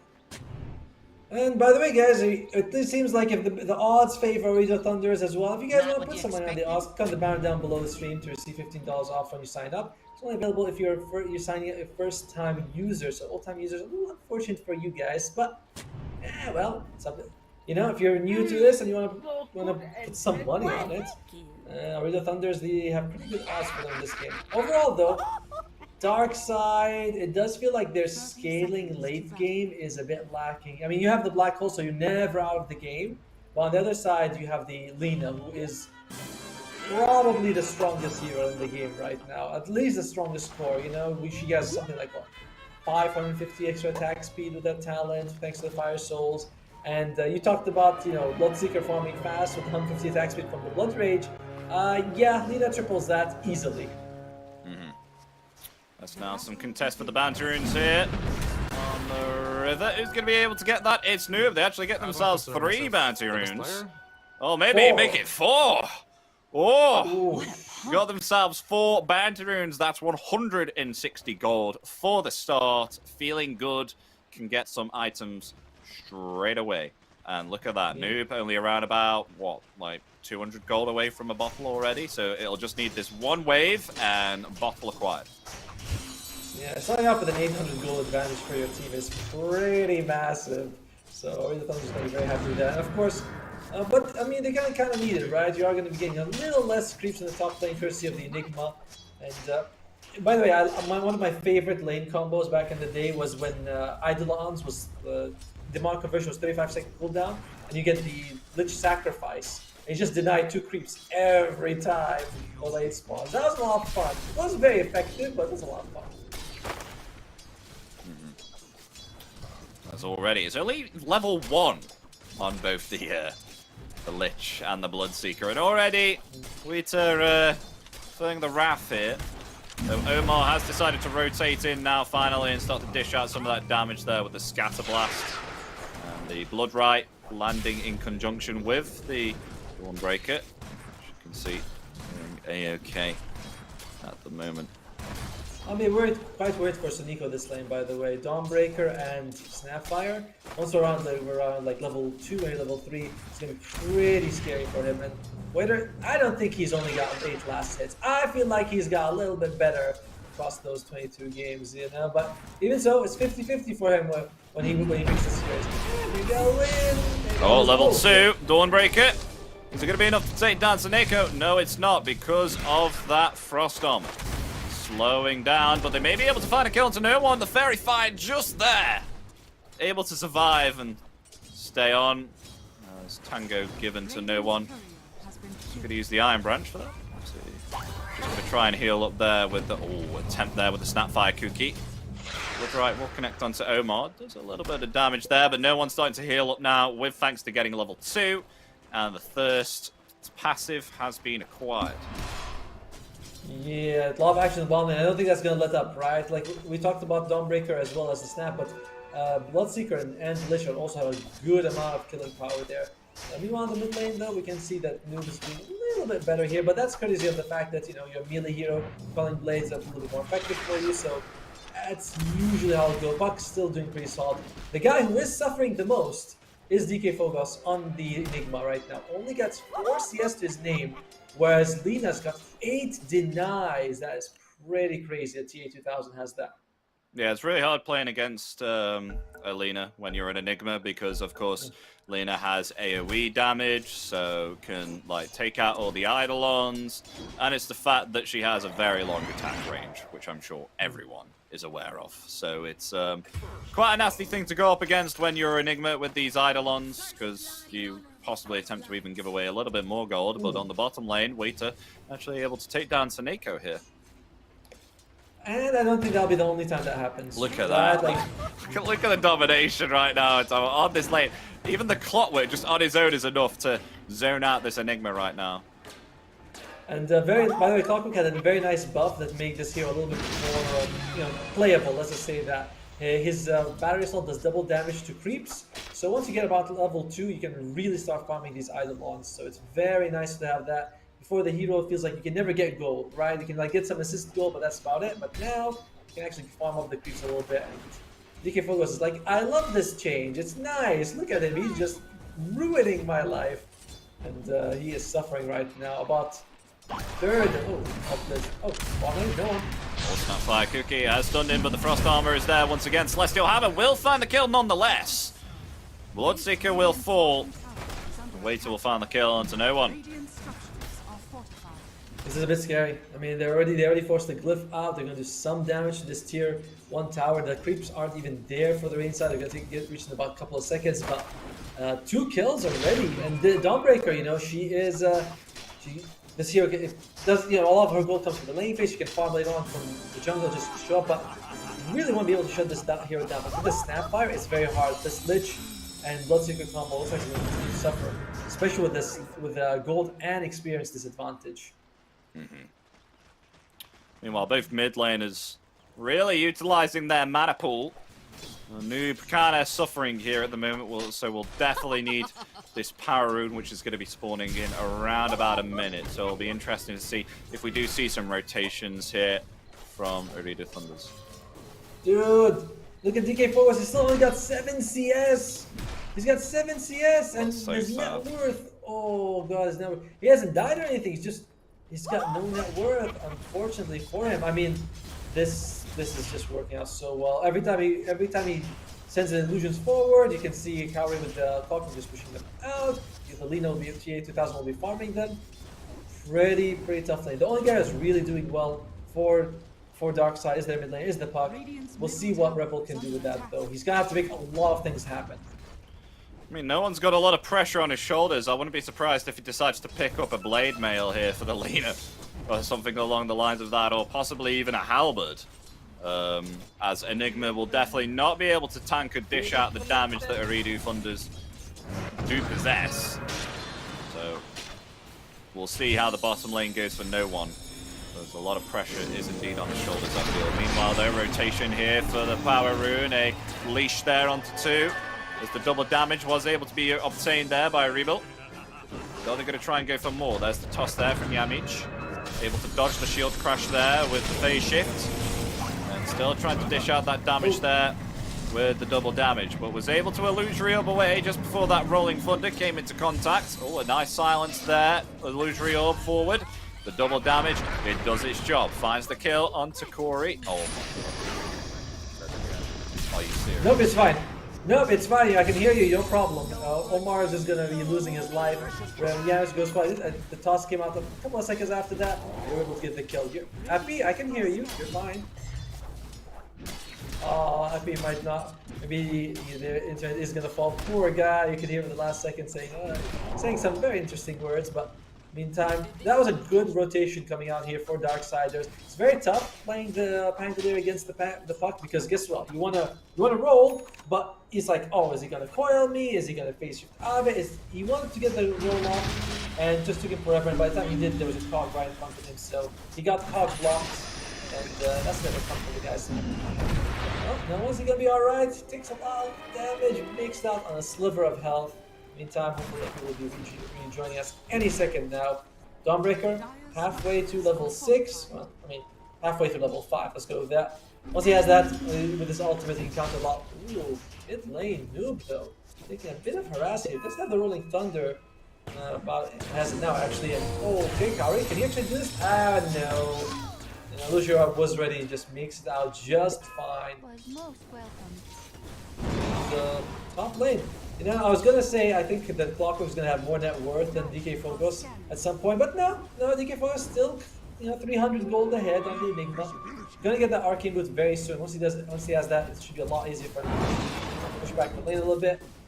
You know what, guys? If you feel like you wanna, sorry, never mind. We do lose Rebel and fight the mid lane. Looks like that's about all that's gonna be spilled. Meanwhile, guys, if you do feel like you're pretty good at predicting who's gonna win, look at the banner down below. You get $15 free if you're registering for the first time. Put on which team you think is gonna take this match. So far, the Thunders is one game ahead. It's a best of 3, so let's see if we can clinch it out or not. Looking pretty good for them though. TA 2000, a massive net worth advantage right now. Although this could be a big catch here. Dawnbreaker ultimate dropping instantly. Not gonna let him throw out the black hole. Doesn't even have the mana. Oh my god, he did throw it! Oh,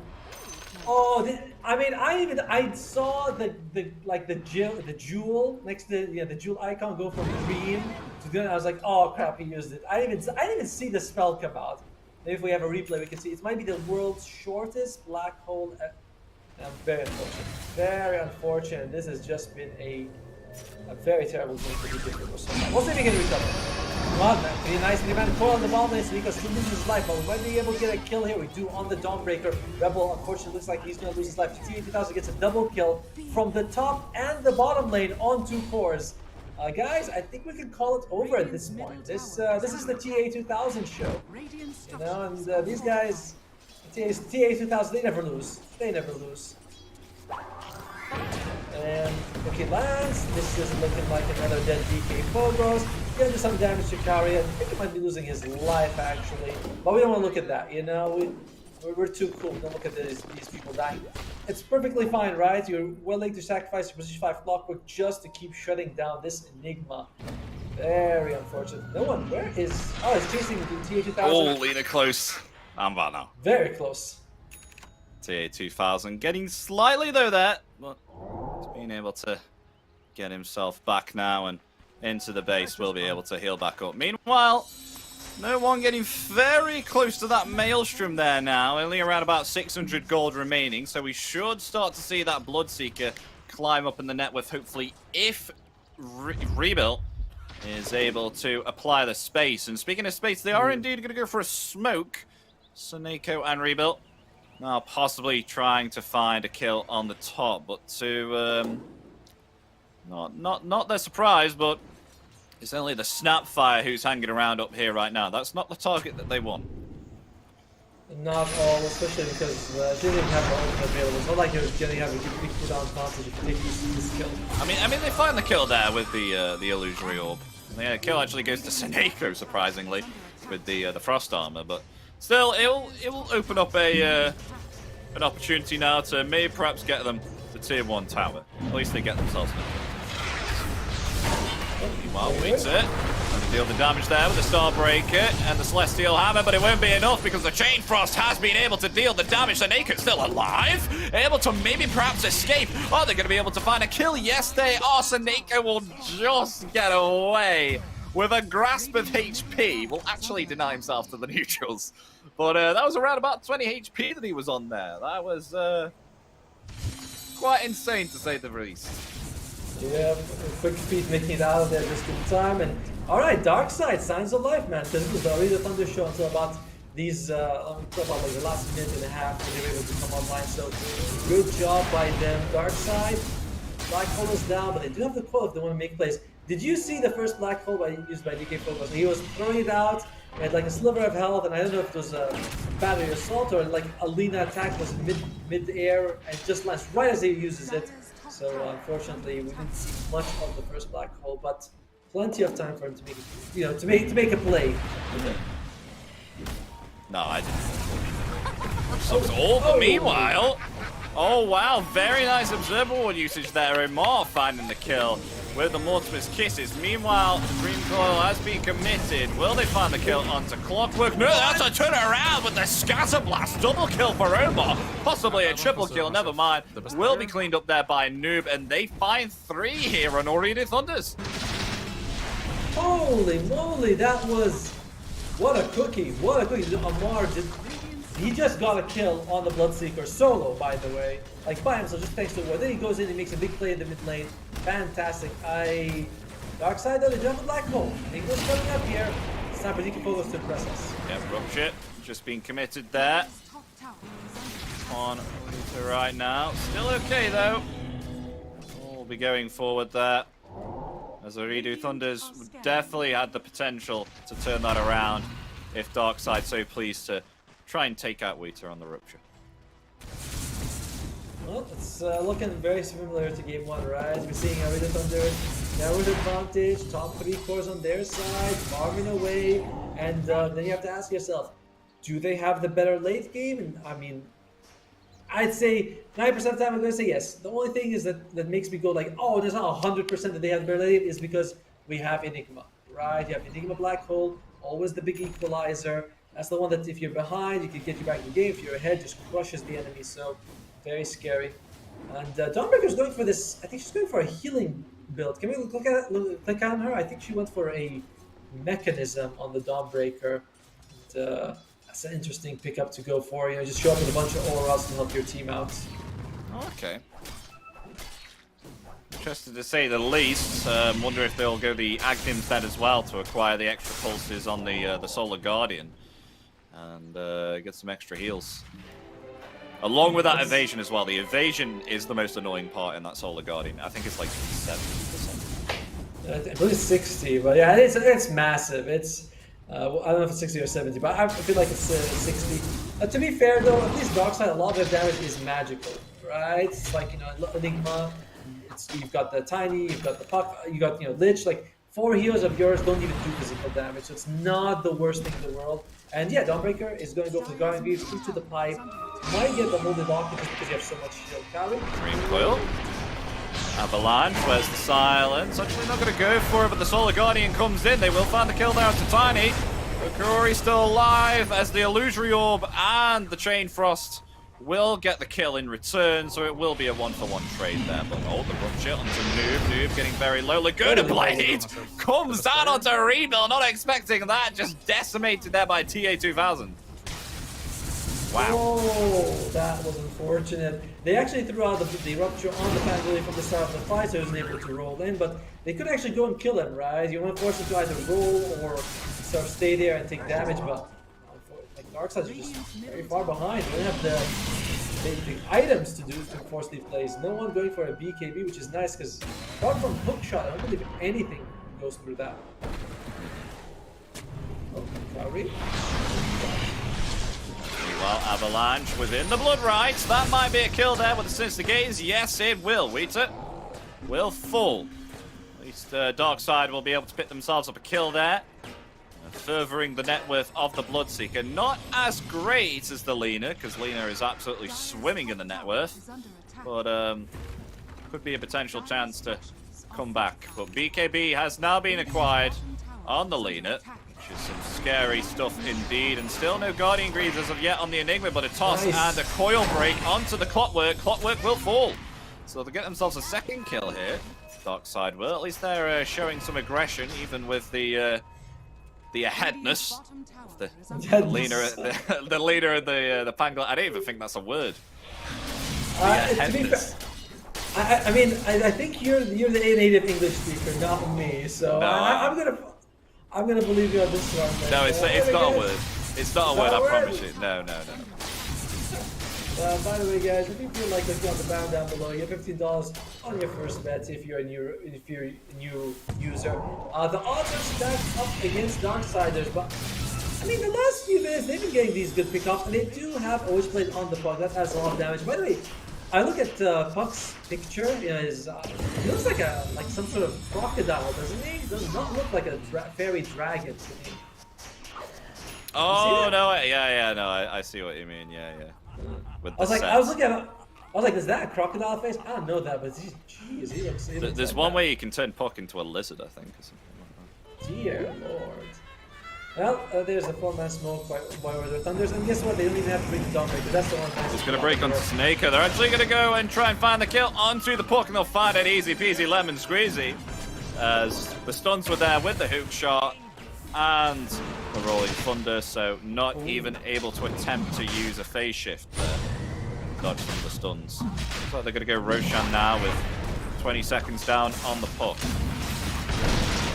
Oh, we've seen this in game 1, right? They do this order. Man, these guys are playing super clean Dota. And they got a nice pick up, and they decided to just go for Roshan. They're gonna get it before the Puck even comes out. There's no way to contest. Despite the tier 1 tower top still standing, they recognize that, you know, they don't have a blink tag on BP Phobos. He's only going for the Guardian Greaves. Getting him to go in there and land a big black hole will be it's wishful thinking in this situation without the blink dagger. So, I mean, I'm very impressed by Ooredoo Thunders. Although they're going to attempt to go for a kill here onto the Pangolier. The Dream Coil's there, along with the Silence. Will be actually cookied out, but it'll mean his death because there was a rupture applied onto him also. Hookshot goes down to the but a black hole onto 2. Could this be enough for no one to try and clean up there? It will provide some time, but the Enigma has been heavily focused, still alive with thanks to the Frost Shield, but will fall nonetheless. Both the Clockwork and the Snapfire still alive at this moment in time. They won't be able to clean up a kill. We'll only find the Panguria, as it looks like to be Yamich, who will actually fall here from the physical damage of the Lena. There it is, double kill fatigue. Oh, he dodges left and right, it doesn't matter in the end, but I think they kind of split their attention onto Kaori was running to the right, and we saw the black hole on Tuesday. We could see like they weren't really sure which one to go for, and we'll see that in a second actually. Cookie comes out at the very last second and breaks the coil, so Omar is definitely not going to get MVP for that one. Yeah, we can see him come out, oh, very unfortunate. Nice black hole onto 2 people. But you can see, right, they got the Clockwork right in the middle. They got 2 people there. They're just like not quite sure who they can go for. You can see Reable going for the Clockwork, but wasn't enough, bringing down. And then, you know, of course, TA2000 shows up and just murders everyone. She's like, stop having fun. I picked Lena. Yeah, I generally think if we didn't have the, I think he has Guardian Greaves now. If those weren't available along with the Heavenly Locket, then I think that would have turned out differently. Radiant structures are I fortified. mean, oh, by the way, Pangolier, going to go for that Lincoln Sphere, always, just what you want to do, right? You're looking at the enemy side, and their ability to break it from long range isn't much, right? Like Lich, he's more of a mid-range like spellcaster. It's not like he's, Rubik where you can break the spell steal or bounty onto the track. So, a lot of times you should be able to just avoid the rupture completely. Meanwhile, Seneko has some trouble once again. The Frost Shield doing a lot of work there to stop the physical damage from coming out, but it won't be enough. Unstoppable spree right now for TA2000 as they proceed to march down middle with this Aegis of Immortality. Kind of wondering right now, how is it gonna... It's all gonna come down to either... Oh dear God, I hear him shot. I think it's good. Attempts gone to Yamich. Stunned in place there by the Light Strike Array. And the physical damage is just way too much for him to handle.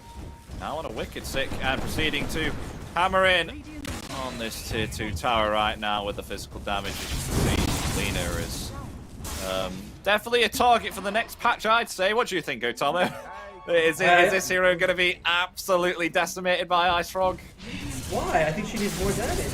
When you said target, I was thinking, yes, she does feel like she needs at least 2 buffs. Like, you know, base damage +5 and maybe armor +2, because, you know, but yeah, she is absolutely wild. This hero has dominated this patch. I mean, I hear people say it's going to be the Lina Major, not the Lima Major. And yeah, I'll be honest, I'm not sick of the Lina. I do think that you can play against her. It's just that when she's having, it's not like, you know, when we see like Slark, you know, it's like, oh god, this is what you hate that because you can't do anything to it. But Lina, you can play against her. It's just that when she's ahead, it just feels like her network is so valuable. You know, she's hard to break down, does massive amounts of damage in a very short amount of time. Does physical and magical damage, so that's a nice combination. So all in all, Lina is the complete package. And while I don't think she's that bad. Okay, yeah, Nick was test. DK Fogo's needs a buff though. That guy needs a buff right now with what's happening in this game. Yeah, I think that the Fiery Soul needs a nerf, especially what they did to Razor when they nerfed his passive heavily so that he doesn't get like massive amounts of movement speed. I feel Lina has an effect on that as well. I feel like the Fiery Soul stacks need to be nerfed so she doesn't get as much attack speed and as much movement speed, because it feels a little bit too busted. I remember her level 10 talent used to give like 30 damage. Now it's down to 20. So I think that. 10 damage. Whoa. It's like when you're taking. Well, to be fair, when you're taking 13 hits a second in the face, that 10 damage adds up. You know, it's like it's less damage, but it's still very painful. They're gonna go for a smoke though. Still no Blink Dagger on Enigma as of yet. So gonna be healing up the team with these Guardian Greaves. What are they going to try and find a fight? They're going to look top. Radiant's top tower. Will they have themselves some form of initiation here? Blink Dagger on rebuild, maybe, perhaps. Lincoln Sphere has been acquired though. Oh, hook shot.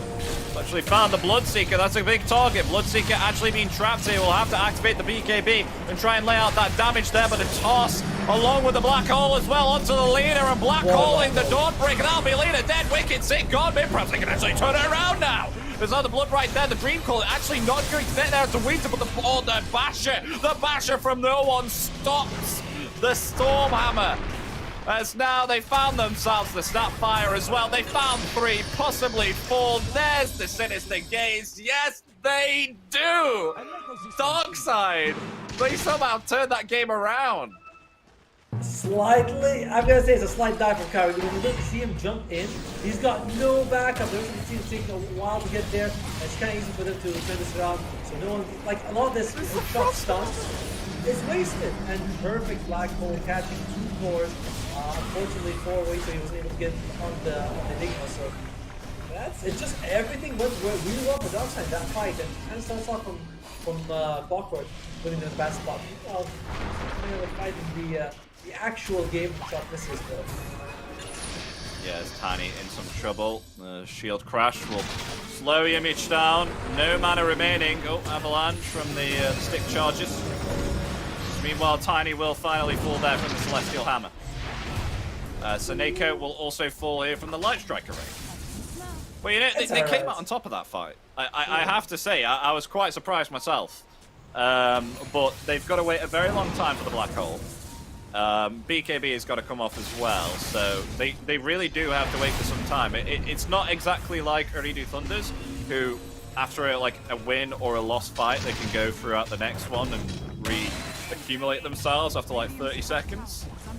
So yeah, it's definitely a high cooldown lineup that they have because of Enigma, right? It's like almost like that when you have one hero whose cooldown just way longer than everyone else. Like, you want to take its powerful ultimate? Oh, Lina. They're going to try and set up. There's an avalanche at the top with the Rupture as well. The BKB, it will not help. As Lina gone, no one now trying to dish out the damage. The Basher is there, along with the Malefice also. The Guardian Greaves trying to heal back up the Dawnbreaker, but the Sinister Gaze comes out, locking her in place. They find 2 once again on the side of Darkside. Pause comes out naturally by Revel. Well played by Darkside. They do get, look at that tip.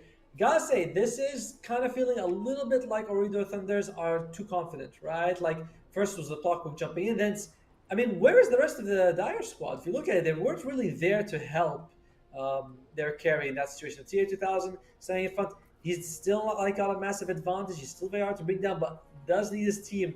So Darkside, they punch that disrespect. They're like, hey, no, game's not over yet, guys. All right, we're not gonna give it to you as easily as game one.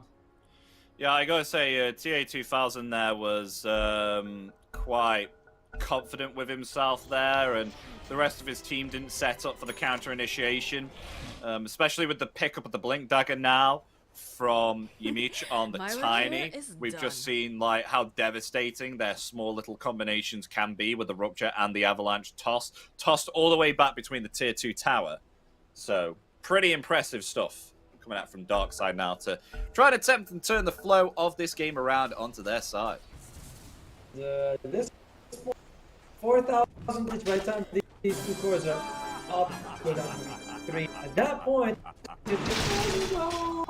mean, you're making sure you have the lead, but it's a very even game at that point, you know. And that favors one side or another. Still believe Ooredoo can take any fight, but it no longer becomes massive black and like no, not like they can fight your side. That's really all we need. I gotta say, look at the net worth. I mean, Enigma has slightly recovered, Blink Dagger obtained, going for the Octarine core now. Meanwhile, Bloodseeker has caught up to Lina as well. Puck not so far behind, so this is starting to come out for an even game. Only 2k net worth lead now on the side of Ooredoo Thunders, so it's anyone's game right now. As Yimich is indeed smoked up, attempting to maybe perhaps go for another Blink, Avalanche, and toss. The smoke has just been broken there from Clockwork, but let's see what they can do. They're feeling confident now, Darkside.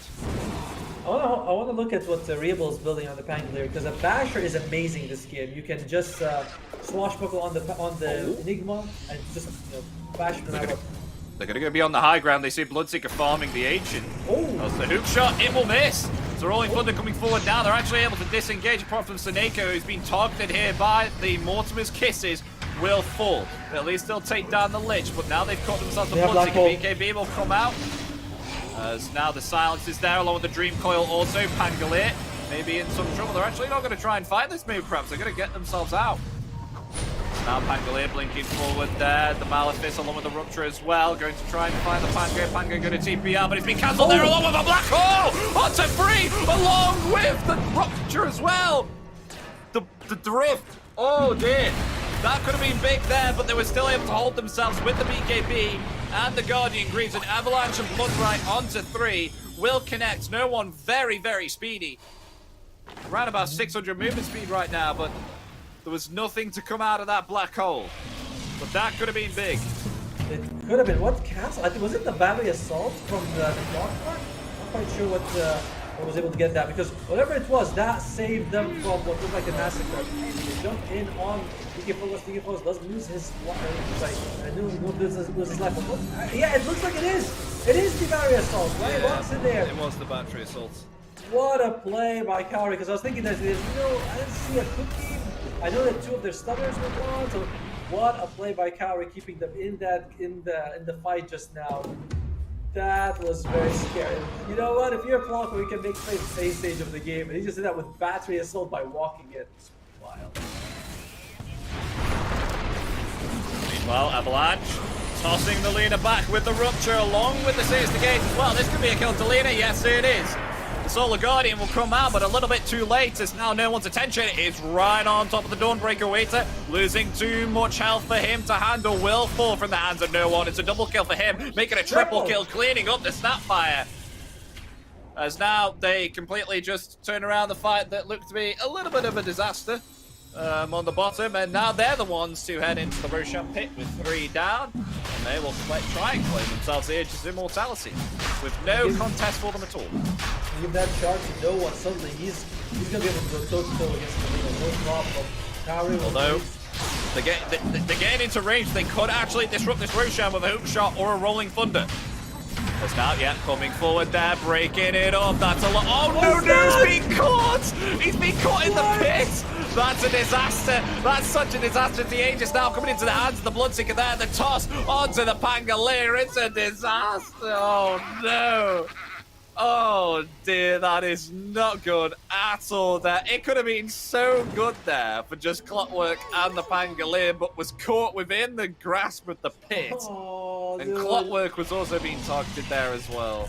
Dude, it's not his fault. That's the thing. I mean, Oregon Thunders, they went for this ballsy play, and it's like very unfortunate for them. Of course, I got a shout out. The sponsors say that you guys can get $15 if you click on the banner down below for your first bet, but I gotta go back and say, dude, he got the perfect roll. It wasn't his fault. Like this Roche has been bug like I know it with like Mars Spear. It's like half the walls work and half of them don't. And that was it looked like a wall, but apparently it was a hole in the ground because that's why he got stuck in. So really unfortunate. He did get the Roche round kill, but no one got the ace. I think this is Scuddy. I think this is Scuddy on no one now as well. So this is going to really affect the Lena now. Yeah, that Satanic's not gonna do too much for you now. And he also got the shard on the Bloodseeker, so he's gonna light you like a crazy. Oh, a lovely toss again from Yavich, just tossing every one of Ooredoo's into the grasp of no one. No one finding another kill. That's 2 down. Maybe perhaps they can get themselves a tier 3 right now. Why not? I mean, the glyph is used, gonna slow them down a little bit, and you don't have sort of the best people from far away to protect. Yeah, you got the leader with a bit of range and Spangle Swashbuckle, but it's not like a sniper or a thing. It's not like a sniper or a Zeus to defend with. Meech was blinking in there again with the avalanche to try and find something else, but we got TA2000 TPing within the trees. The Laguna Blade coming out. It's going to be enough to take down no one. No one's still alive, but the Black Hole coming out along with the Bash as well. The BKB has been activated. They find themselves 1, potentially 2 on the Pango. Pango getting very low. Is no one going to be able to get a kill here? There's Noob just able to rolling thunder away. There's the Hootron as well. Going to be able to connect onto no one, but no one's going to be able to heal up and take down Omar, possibly the Clockwork as well. Clockwork gone. Wants a kill for no one. And Ooredoo Thunders, they are going to call GG, and Darkside are going to equalize this best of 3, 1-1. Something that we didn't see. We thought Ooredoo Thunders were going to come out on top here, but clearly not. Is able to come back there. Wow, Darkside. They crushed 2 lanes. They crushed 2 lanes already. There's no other way to say it. I mean, Reable had a decent lane.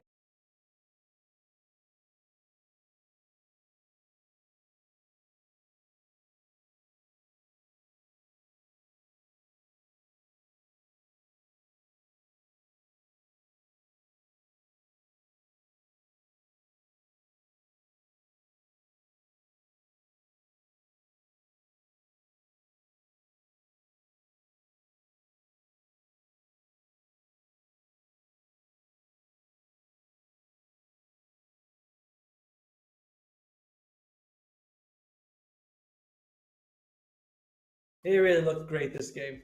I gotta say no one here, especially with, you know, how he had to take it upon himself to be the front line and the damage dealer as well for this game. And we had ourselves, obviously, of course, Rebil and DK Focus on Puck and Enigma. Those had to be the heroes that had to control it for no one, and no one did a superb job, you know, not throwing away too many deaths, able to farm up efficiently, able to come back there, and my God, was able to do so incredibly well. Dish out that damage, as you saw there, about beyond the triangle where we saw the team fights turn around. He did an absolute superb job. So I wouldn't be surprised if no one... actually, no, Mitch. I wouldn't be surprised if he... Okay, no, it's not Mitch. Okay. It's going to be DK Focus there with the MVP. I got to say, it is a team F, though, because Mitch came in there with so many avalanche and tosses there. With the Rupture as well from no one. Absolutely superb job from all of the rest of Darkside coming back there and able to turn that game to around. I think so too. I mean, I was coming to MVP, I was thinking maybe Yamish could take it, right? Because we were seeing a couple of those, you know, big jump toss in, getting them those advantages. But overall, it's I've been great. It's a great series so far, man. We've seen Darkside after game 2 make an incredible comeback. Let's see if Ooredoo Thunders can pull back in game 3, or if Darkside is going to take the series. So yes, ladies and gentlemen, we are going indeed for another break. So stay tuned, because in around about 10 or 15 minutes, we'll be seeing who takes this best of 3. Is it going to be Darkside or is it going to be Ooredoo Funders? Stay tuned, because we'll be finding out just in 10 or 15 minutes. Don't go anywhere, and we'll see you very soon.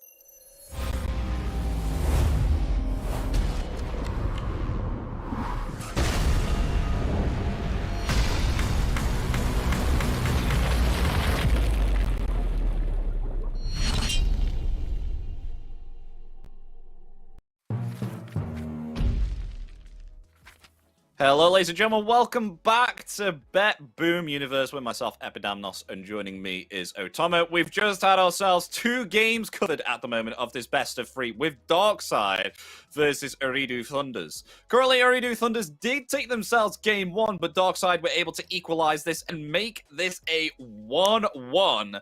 I would say that it was a little bit of a throw. But they were able to come back superbly well, Darkside here, with some of the combinations that they did, and were able to come out on top and get themselves game 2. But now we are blessed with a game 3.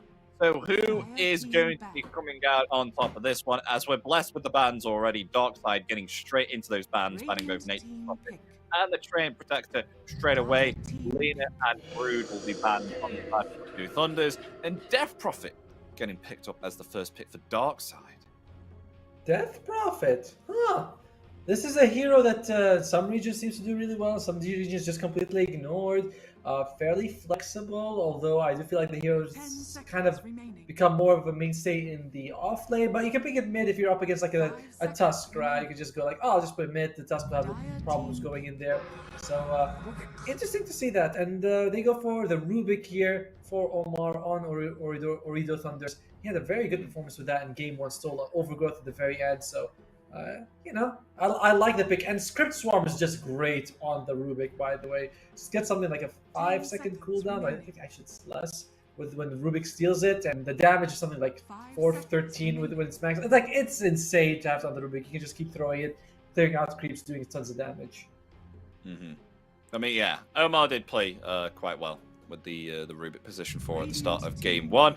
Well, let's see what they'll pick up now. It's a all right, okay, a Batrider second pick here for Ooredoo Thunders.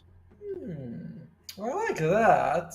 Although Darkside Reable does like the OD quite a bit. I'm not sure if he was going to take it now. But that would be a good hero to have against the Bat Rider, right? You jump in and you lasso, you're like, well, guess what? You lassoed nothing. I just make sure I astral my friend, he's going to be fine. Or astral, astral you. Or actually, I don't think there's ever any point to astral the Bat Rider if he's lassoing. But overall, that's a very, very early Bat Rider pick, which means that we might see something like a Lifestealer come out, or heroes like that, or a Slark. I think Epi may have DC'd again, because it's not. I don't imagine he's sitting there contemplating what I'm thinking. He's just, all right, well, I'm going to assume that he is. Hopefully his internet's going to be fixed in a second. In the meantime, do we even need him? I mean, he's just a play-by-play. So what if he's ranked 2000 Western Europe or something like that? Those are rookie numbers. Darkside, though, they go for the Queen of Pain. So kind of starting out with two, what looks like cores to me, which is the Queen of Pain as well as the Death Prophet. I imagine they want to put sometimes I say it's Rebel, sometimes I Rebel. Anyway, they want to put him, the Queen of Pain, mid against the new Bat Rider. It's not so bad, right? Because Bat Rider is not the super long range hero. Throw a couple of Shadow Strikes, you can blink away, take a Magic Sticks, you're gonna be fine. Queen of Pain definitely feels like she could handle the Bat Rider. The only issue sometimes when you're facing the Bat Rider, you have lost the napalms, you want blink backwards, very difficult for you to do. But Queen of Pain with Shadow Strikes and Magic Sticks will have enough time to actually get it off and make her escape. So I like it. It's a not really durable, but kind of durable if you can get your spells off for Darkside with Shadow Strike as well as Spirit Siphon. Ooredoo Thunders, though. Well, we know that Rubik is very fragile. Of course, they get rid of Slark. I wouldn't be surprised if they get rid of Lifestealer. Not only is his rage fantastic against the Bat Rider, but you also can just infest someone who's being lassoed, and you can just give them 800 and 1,200 health from the start. So I like that pick. And Darkside, they get rid of the Naga Siren, they get rid of the Drow, they get rid of the Terrorblade. I think no one plays a lot of Terrorblade, but his win rate with that hero is not impressive. So maybe they're like, you know what? No one. You're not gonna get him. Apparently it's pronounced noon, but everyone calls it no one. So I'm just gonna say the same thing. I want to be the idiot who's like, oh, he's pronouncing it wrong. Or the Thunders, the last ban here. What are they gonna go for? I still think Lifestealer would be a hero, but you can also consider going for the Ursa here. Would they go? Oh no, they get rid of no one's Bloodseeker instead. As I mentioned before, Terrorblade is not one of no one's best heroes. At least the last month where he's practicing in pubs. Ursa as well, and he doesn't play a whole lot of Lifestealer. So see if he wants to go with what he's gonna go for here. Slark would be the best pick. But obviously, Ooredoo Thunders, they ban it. And they just don't want to play on his Bloodseeker again. What did they go with? They go with the Clockwork. So that's a lot of BKB piercing abilities you have right now with the lasso, with the hook shot. And if Rubik steals the Sonic Wave, that's also another BKB piercing ability. The push does, I think it disables people for while they're being pushed, or at least they can't do too much in that. I think it's like something like 0.6 seconds of push. Depends on how close you are to the middle. In the meantime, though, Darkside, they have the next two picks here. I wonder if they're gonna. I feel like they're gonna take some supports or maybe some other flexible heroes right now. Who they go with? They go with the the Beastmaster for BK Fogos, and that does make me think: is it gonna be a 4 Quap? Is it gonna be a 4th Death Prophet? That's kind of interesting here. This might be a bit too flexible for Darkside. I don't know. I'd love to know what chat thinks. Hey, he's back. He moves. By the way, when I was when you got like cut off, you were like doing like this, and I was like, man, he's really thinking about he's taking his time. And I'm like, it's been 10 seconds now. I must have hit him deep. My eye. My eye. Oh yes. He's actually getting it. I'm not even joking. They're gonna get the ban hammer. I don't know. But yeah, what have I missed? So we've got Morphling and Clockwork and Beastmaster has come through surprisingly for Darkside, as we can see. Vengeful Spirit as well. That's not usually a juicy Vengeful Spirit quite often, or is that something kind of new for you? Because I haven't seen that in quite a long while. Regarding, I haven't seen it much, but it's not that bad against a Clockwork and as well as the Bat Rider, right? Like if someone gets cogged, someone gets lassoed, it's really good to have in that situation. My view is that either Queen of Pain or Death Prophet is going to be a support, right? Like that seems to be the logical conclusion I'm reaching here, that one of these two is going to be support. I'm not sure which one is better. You know, like I guess that they might want to put the Queen of Pain mid. I feel like she has a better matchup against Bat Yeah. Rider, but you know, it's like it's harder for the Death Prophet. I think I'm not gonna pretend that I'm like 8K mid laner. I don't play mid that much, but I would imagine the Quap does a little bit better against the Bat Rider. At the same time, Death Prophet support can be super risky. Like the hero, like it's that mob is great when you're ahead in gold. You're behind in gold. You're at support. Naturally, you're gonna be behind in gold. And exorcism has been heavily nerfed. Spirit siphon's up percentage. The silence used to be like instant. Now it's like you throw a projectile and takes. It's like there's a lot of issues. I feel like with Death Prophet support, we'll see. We'll see what Darkside does with Dire that though. team ban. Yeah, I think it might be a position 5, or I know a few teams that have done Death Prophet as a carry, but with them picking up Morphling on Ooredoo Thunders, I feel that they would need something quite a bit stronger and more of a, like an oomph carry Oomph. to I love that word. try and match the Morphling. So yeah, I think this will be a position 5 Death Prophet. By the But way, they ban out the Primal. Ooredoo Thunders, they have a lot of time to think about it. And yeah, I think Lifesteal is still the ban if you're Ooredoo Thunders, just because you can infest whoever gets lassoed. You yourself don't care about Bat Rider. What are they going to go with? They ban out the Spectre. Ursa is another one of the heroes I've been harping on. Darkside, they have about 40 seconds here to pick themselves a carry that's going to give them oomph, as we say, as well as they're going to be having a decent time in the against it's tough though, right? It's like hook shot and lasso. That's a lot of disable. You're really gonna have to rely on your allies to save you, which is this case is gonna be. Oh, this is gonna be the kick. Ooh. Okay, all right, Weaver. I mean, they haven't got themselves like reliable lockdown here on the side of Ooredoo Thunders. The only thing is the lasso, and if Weaver is able to pick himself up a Lincoln Sphere, then that's happy days. But of course, Morphling has the ability to get himself the Agnims and steal Weaver's abilities, along with the fact of taking a lot of agility. And Weaver is one of these heroes that likes himself a lot of stats. So if his stats are meddled with a Morphling Agnims, then I feel like he will pay the price of that. So a Lincoln Sphere is something that we may definitely see on the Weaver. And it's also one of the... Unless it's a position 4. I don't know. I don't know. Right, like the end is gonna be the carry, the eventual spirit. Like no one's just gonna pop it out. You're like, ha ha, which isn't that bad actually, because if you give it the Aghanim Scepter, it could work, right? Like this functions a bit like the Wraith King, where it's like, yeah, my first life is not that relevant. They go for the Titan aspect. They need an offlaner, gives them that control as well. Like you said that they need a little bit more of, so I like that. And I'm looking at Darkside. Okay, so it's going to be the position for Death Prophet. I like it. Mid Queen of Pain, that's what I was feeling. It's going to be the Carry Weaver, so nothing too crazy. So Nico is going to be taking the Vengeful Spirit.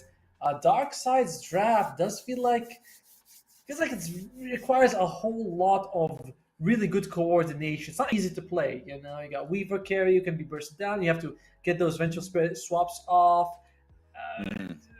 I don't love it. I think I like Ooredoo Thunder's draft is a little bit more. It just feels easier to execute, Well, it'd be even though that they put themselves a Tidehunter.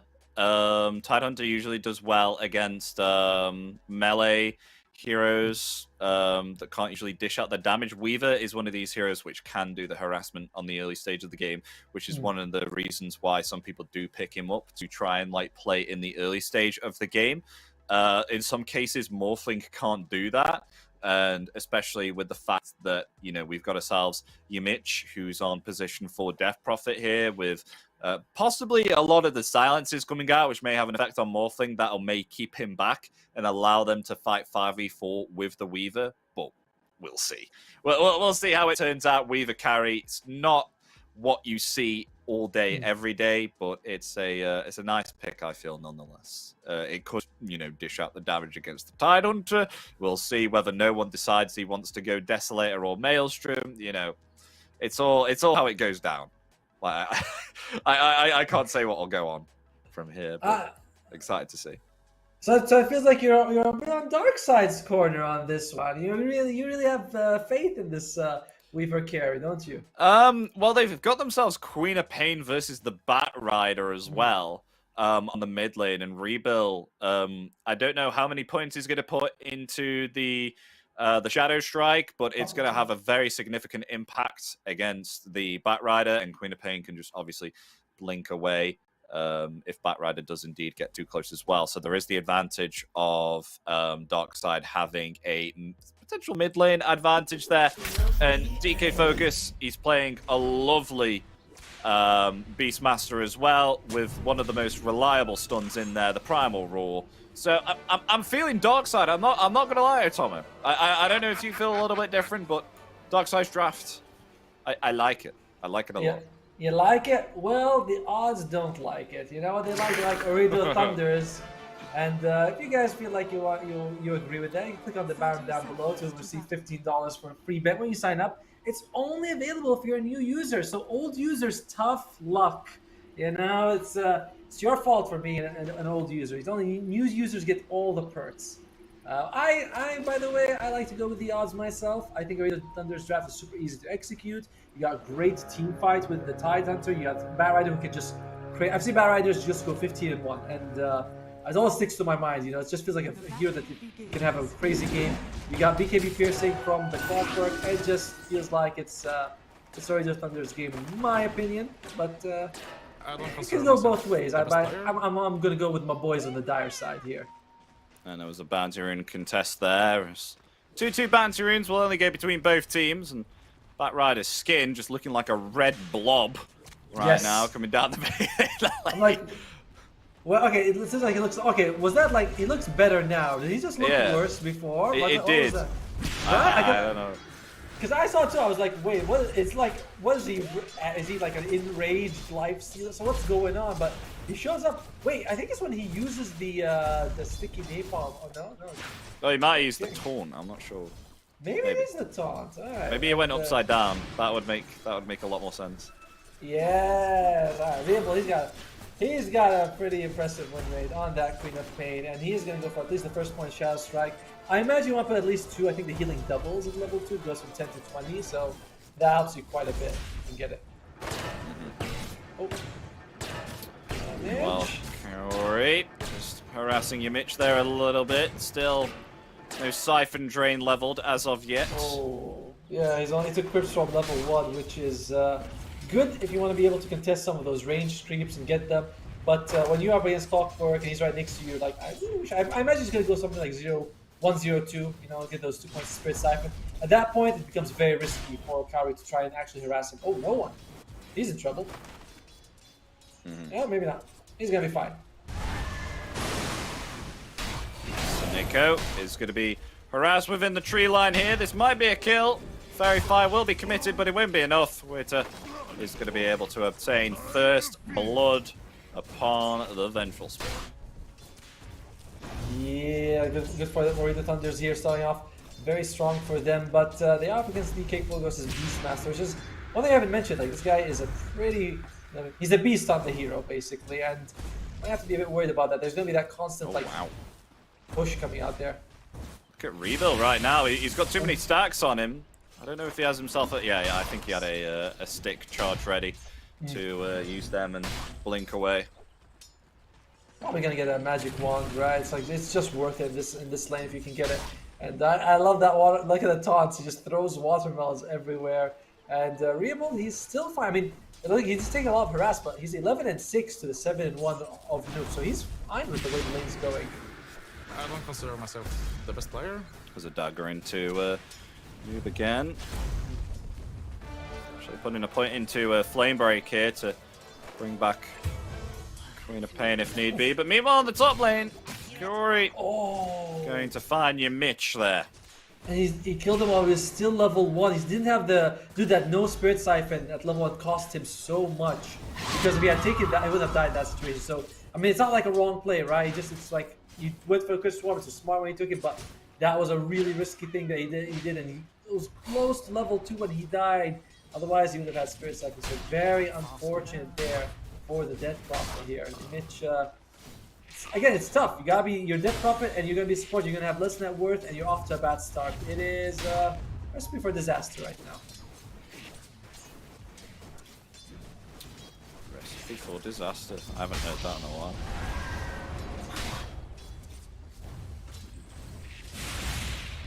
Though it's not looking good actually for no one, surprisingly. Dire's structures are fortified. Waits are able to accumulate a lot of one charges here from the Shikuchi uses time and time again from no one, and Omar really laying in the damage here with Fade Bolts. The It's thing not is, the best for Waiter either.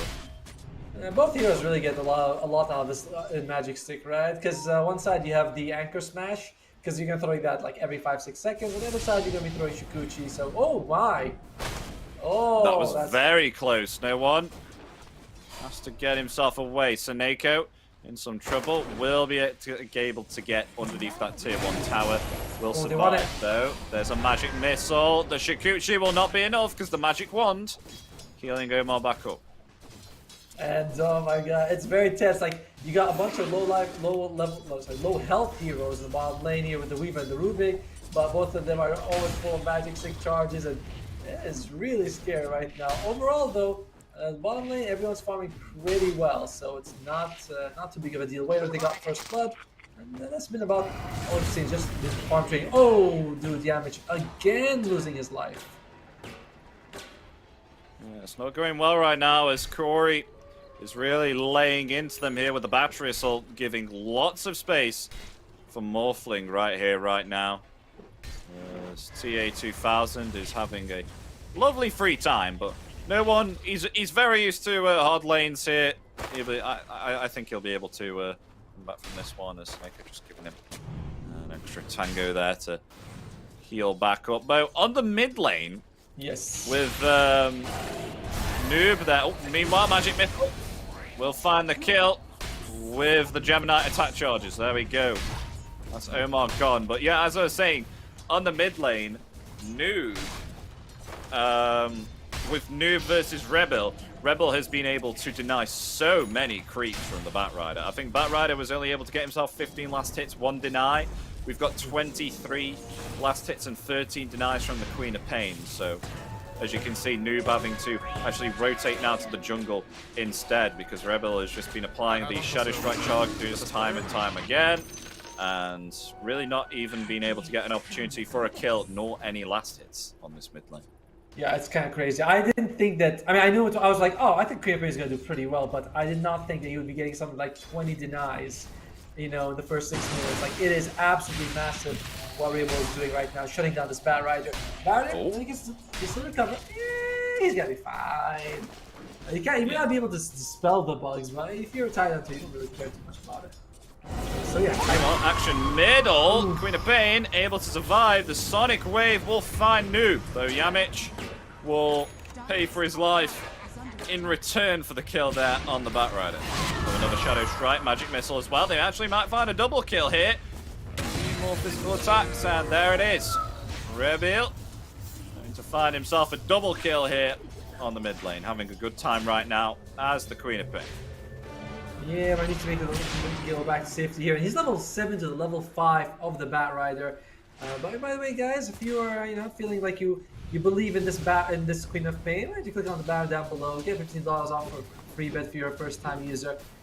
It's a fairly even game right now. We are seeing TA2000 just farming up a storm, and we're seeing the Titan do it pretty well as well. But the mid lane, I mean, it's more than 1,000 gold advantage coming out here for Rebel.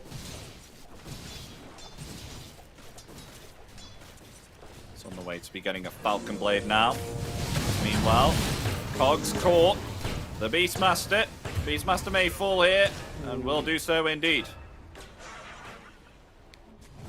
DK Bogus is not having a lot of fun, though. Noob is trying to farm this Ancient stack here. He's got himself level 6. Meanwhile, Omar in some trouble. Killing spree for Rebel. Oh no! But now they found the stack. They might get can they get the big dragon? I think they might just get the big dragon for Yamich. Yeah, I think he did, yeah. Yeah, I just see his gold increase by accident. They're like, oopsie, and they also spot out the stack. They don't put any wards there, so it looks like they're not that interested to contest it right now. But myself the best player. little unfortunate here, and Noob is having a tough time. DK Focus in as well, but I feel like as a Beastmaster, you're kind of okay just showing up with a bunch of creeps, throwing out the roar, and you're like, I did my job. I stunned the guy, what more do you want? It's like, it's literally all I do. Rebel's having a really nice time right now, though. So is TA2000. But they definitely do have the nuke damage to actually punish TA2000, I still feel. But we'll see if Darkside are able to actually action that within hopefully a couple of minutes. Yeah, but the team fight advantage, Ooredoo Thunders feels like they could do really well. You know, you have the Tide, you have the Ravage and the Lasso. On the other side, it's like you only really have the Sonic Wave. Yeah, you got the Roar, but I don't know. I'm not sure we'll be seeing DK for those, joining fights in the mid lane very early. It just wants to stay top, farm push as much as possible. It looks like we have a lot of people top actually. There's that Beastmaster.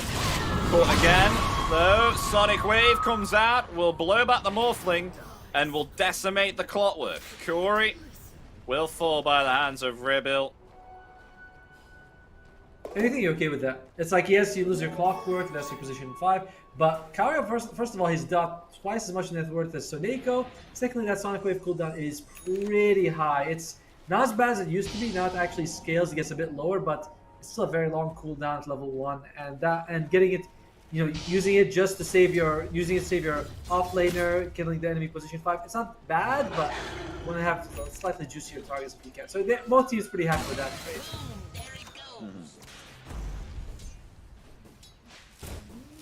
Looks like Lil will get the boost of travel fairly soon. He's got the haste rune on it, so he might be able to do a lot of work if he can show up bottom lane. Weaver, not a hero that has a whole lot of health. Very tasty for a Bat Rider to kill. Yeah, possibly. They'll have to change some of their stuns correctly with telekinesis and hook shot once after the lasso has expired if they really want to kill this Queen of Pain. I like what Queen of Pain is actually Rebel's going for. He's going for the Witchblade. We see them sometimes go it's more like right-click builds, right? Where it's like Witchblade, BKB, maybe get Assault Cuirass on top of that, Sanjin Kaya. It's not like all magic damage or utilities. Like, no, I want to right-click, and it is the best scaling of the Queen of Pain builds, but it could be a bit risky, especially because Weaver, you mentioned it as well. He's got some decent oomph, but it's only okay damage. It's not like that overwhelming damage that you see from something like an Ursa. Mm-hmm. He's a notable scatty picker-upper as well. That's not a word either, but he's more than happy to pick up a scatty, the Weaver is. So they are going to go for Waiter right now. He's TP'd in on his own, though there is a rotation coming in from Omar. The Ravage will come out, connect onto 3 there. Are they going to potentially turn it around here? TA2000 will find a kill there onto the Vengeful, and potentially onto the Death Prophet as well. Yes, they will. Sonic Wave comes out. They will find a kill onto the Beastmaster, and there's only 2 remaining here on Darkside. There's no one. Oh, the Queen of Pain being lassoed back. That's 4 gone. No one. The only one remaining. Because the hook shot comes out valiantly, but will miss just by an inch, and no one will be the only one who gets out with his life there. Nice play by Omar, by the way. I think he stole Spirit Siphon. He was able to get a couple of it off to stay alive. And yeah, diving in on Tide Hunter with Ravage and Mick. I think someone's actually dying in the game, but who cares about that? We got a replay to watch. Yeah, you don't really want to dive on Tide Hunter in that situation, gotta say. Meanwhile, though, Weaver does find a kill, though, onto the Clockwork there with the Shikuchi near the secret shop. So able to obtain a kill there whilst we watch the replay of what the heck happened during that one fight there. But yeah, a lovely lasso came out from Bat Rider in the end there with Queen of Pain and be able to blink back out. But they've come back, Darkside have. They're still not afraid. They want to take themselves this tier 1 tower, and indeed they will do just that with lasso and the rush down. They'll be able to get that success. Lincoln Sphere are going to be a premium item this game. Looks like are we gonna replay to the fight? That is the fight we actually missed out on. So here you have a chance to actually cast it now, Afi. Yeah, I don't know if I'm going to be doing that. I don't think there's much. It's like, oh, Shikuchi. Are they able to get the kill? Yeah, look at that. Another Skills Shikuchi and go. Used, bodies falling, death happening. There you go. What more do you want? Well, in the meantime, though, TA2000, this guy, man, he is. Oh, look at how much. Oh, they caught Weaver. Telekinesis there. Oh, just able to use the time lapse. And will escape, come back. The Primal Roar comes out onto the Clockwork. And there's currently no lasso. The Sonic Wave will claim the life of the Clockwork. So Morphling rotating in now with the wave form.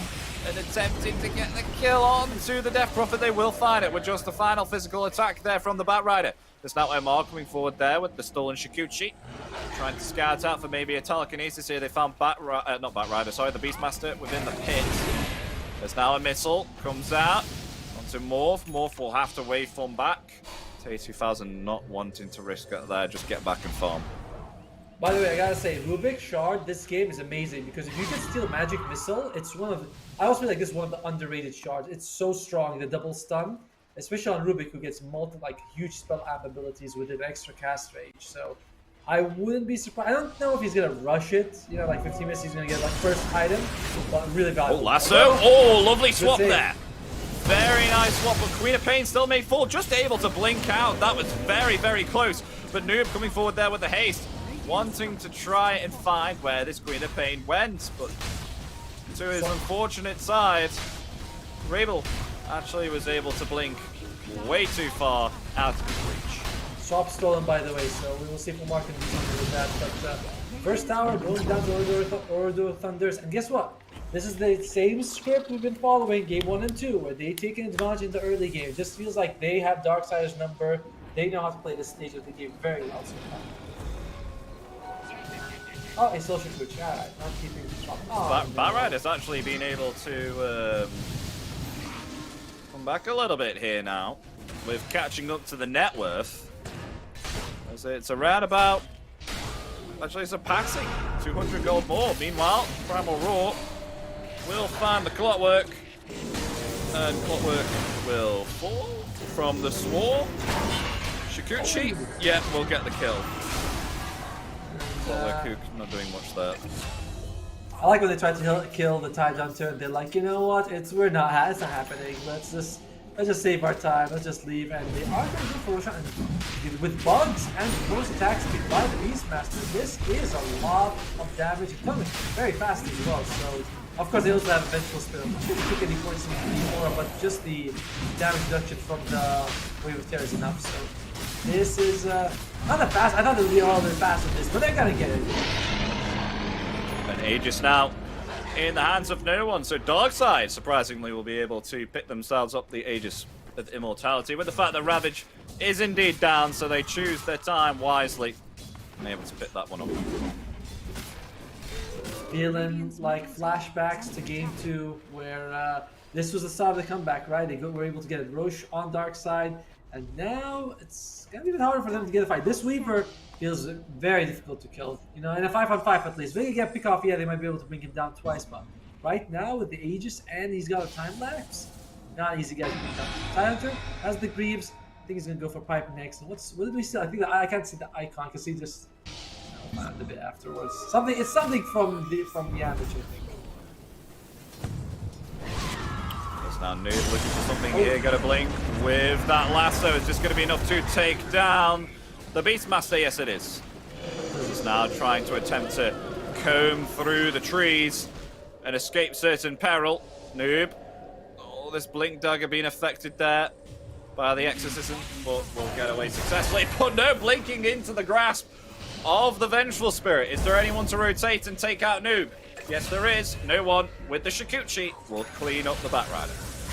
Well played, they wasted so much time. Oh, Omar, he's going in for some plays. He's going for the highlight reel right now. Makes that live, but overall it brings everyone top lane just to kill the Batrider. So well worth it for Ooredoo Thunders.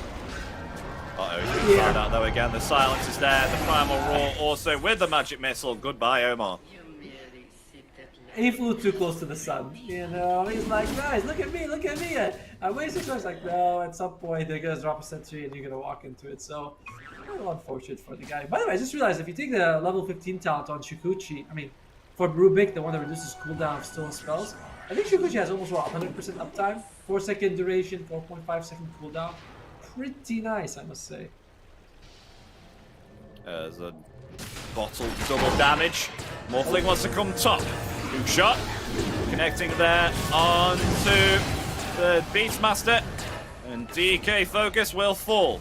Morphling wanting to try and find more, but Death Prophet is just a little bit too fast, and the rest of Darkside have got themselves out. Tough game for DK Fogos. They want to go for more though. They're smoked. Try and find it. Weaver. Oh, no one. The smoke's been broken. The time lapse has to be used. No one's out of there. And the Lincoln Sphere has been acquired, though, now for the Weaver as well, which is very nice to be picked up. I love doing that when I play Weaver, right? You just walk in, they throw a smoke, you press R, and you're like, It's not only the spells, but I'm also really safe now, so I'm very cheap with that. Still needs about 600 gold for his Lincolns, but sorry, 500 gold now. 450 exactly, I'm gonna be right. But he'll get there, and suddenly, you know, Rubik Lift, Lasso aren't gonna do too much to him. You can still break with spell steal, but the Weaver will have time to react after that, at least.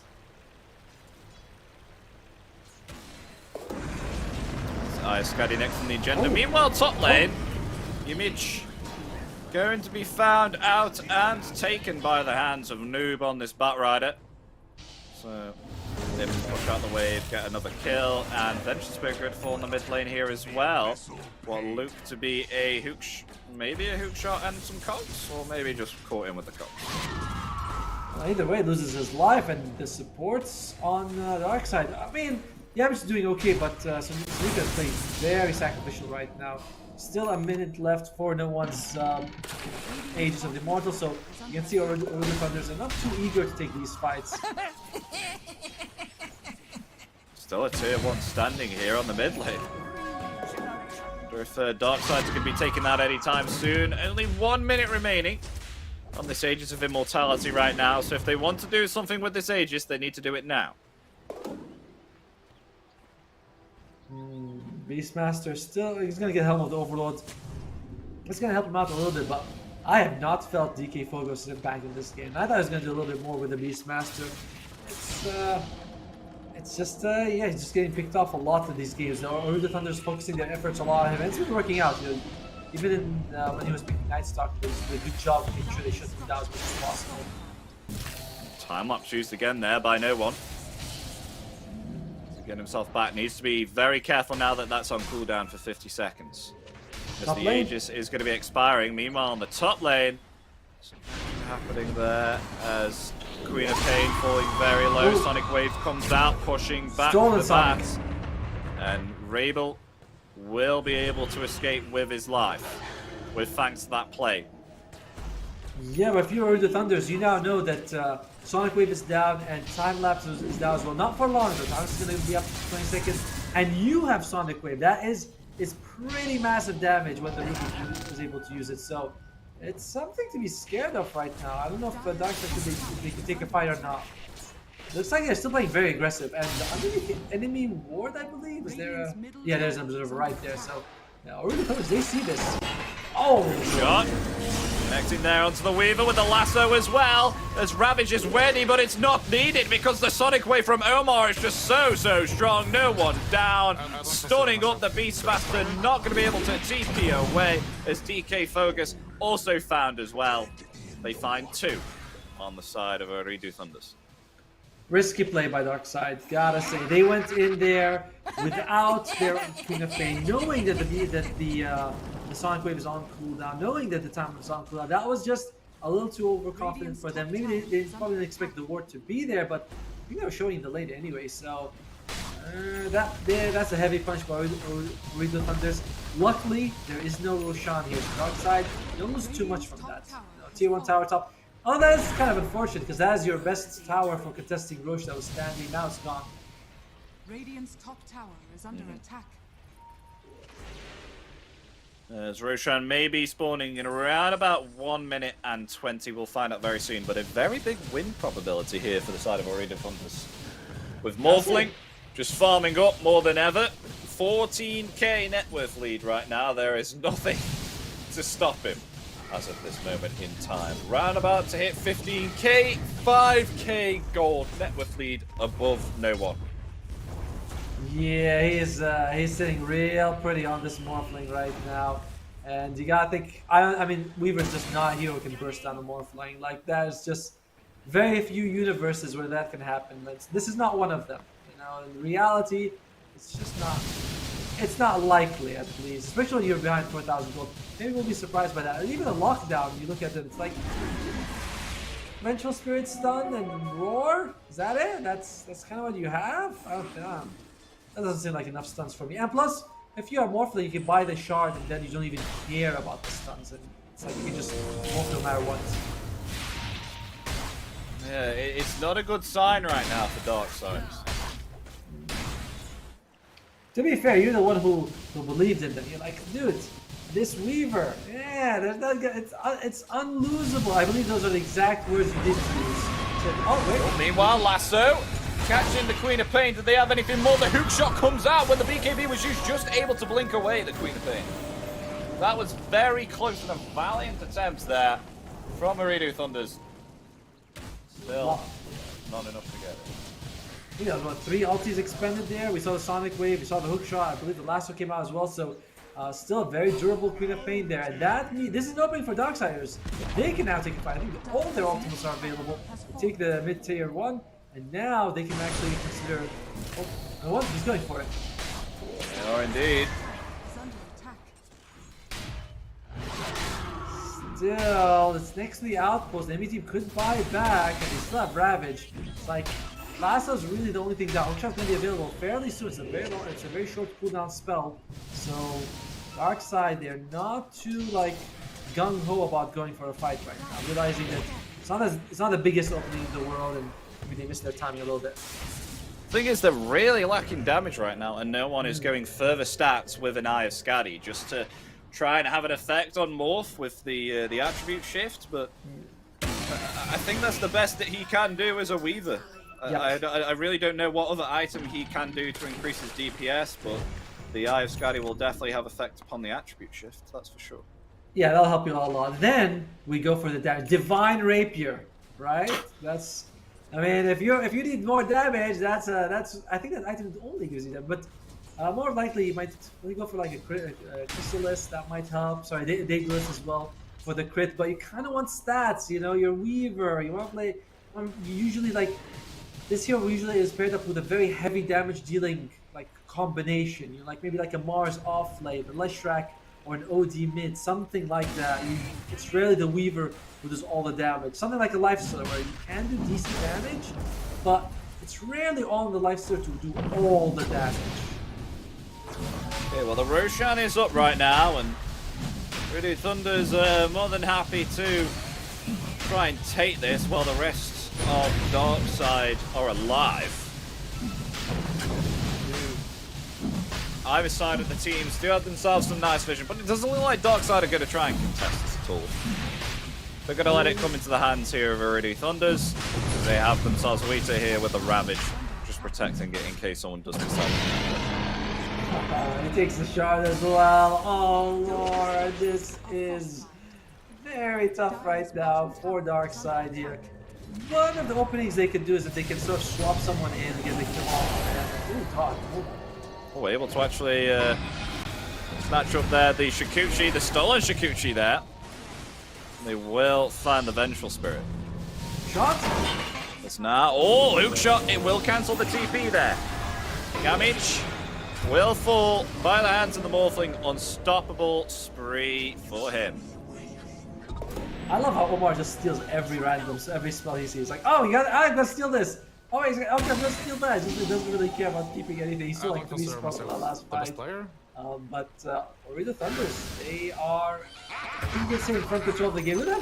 They have a lot of vision on the enemy side, and they do get a kill on DK4. So again, I have not seen this Beastmaster. I've not seen him on the map, and that is the red blob. It is the taunt. So you were right.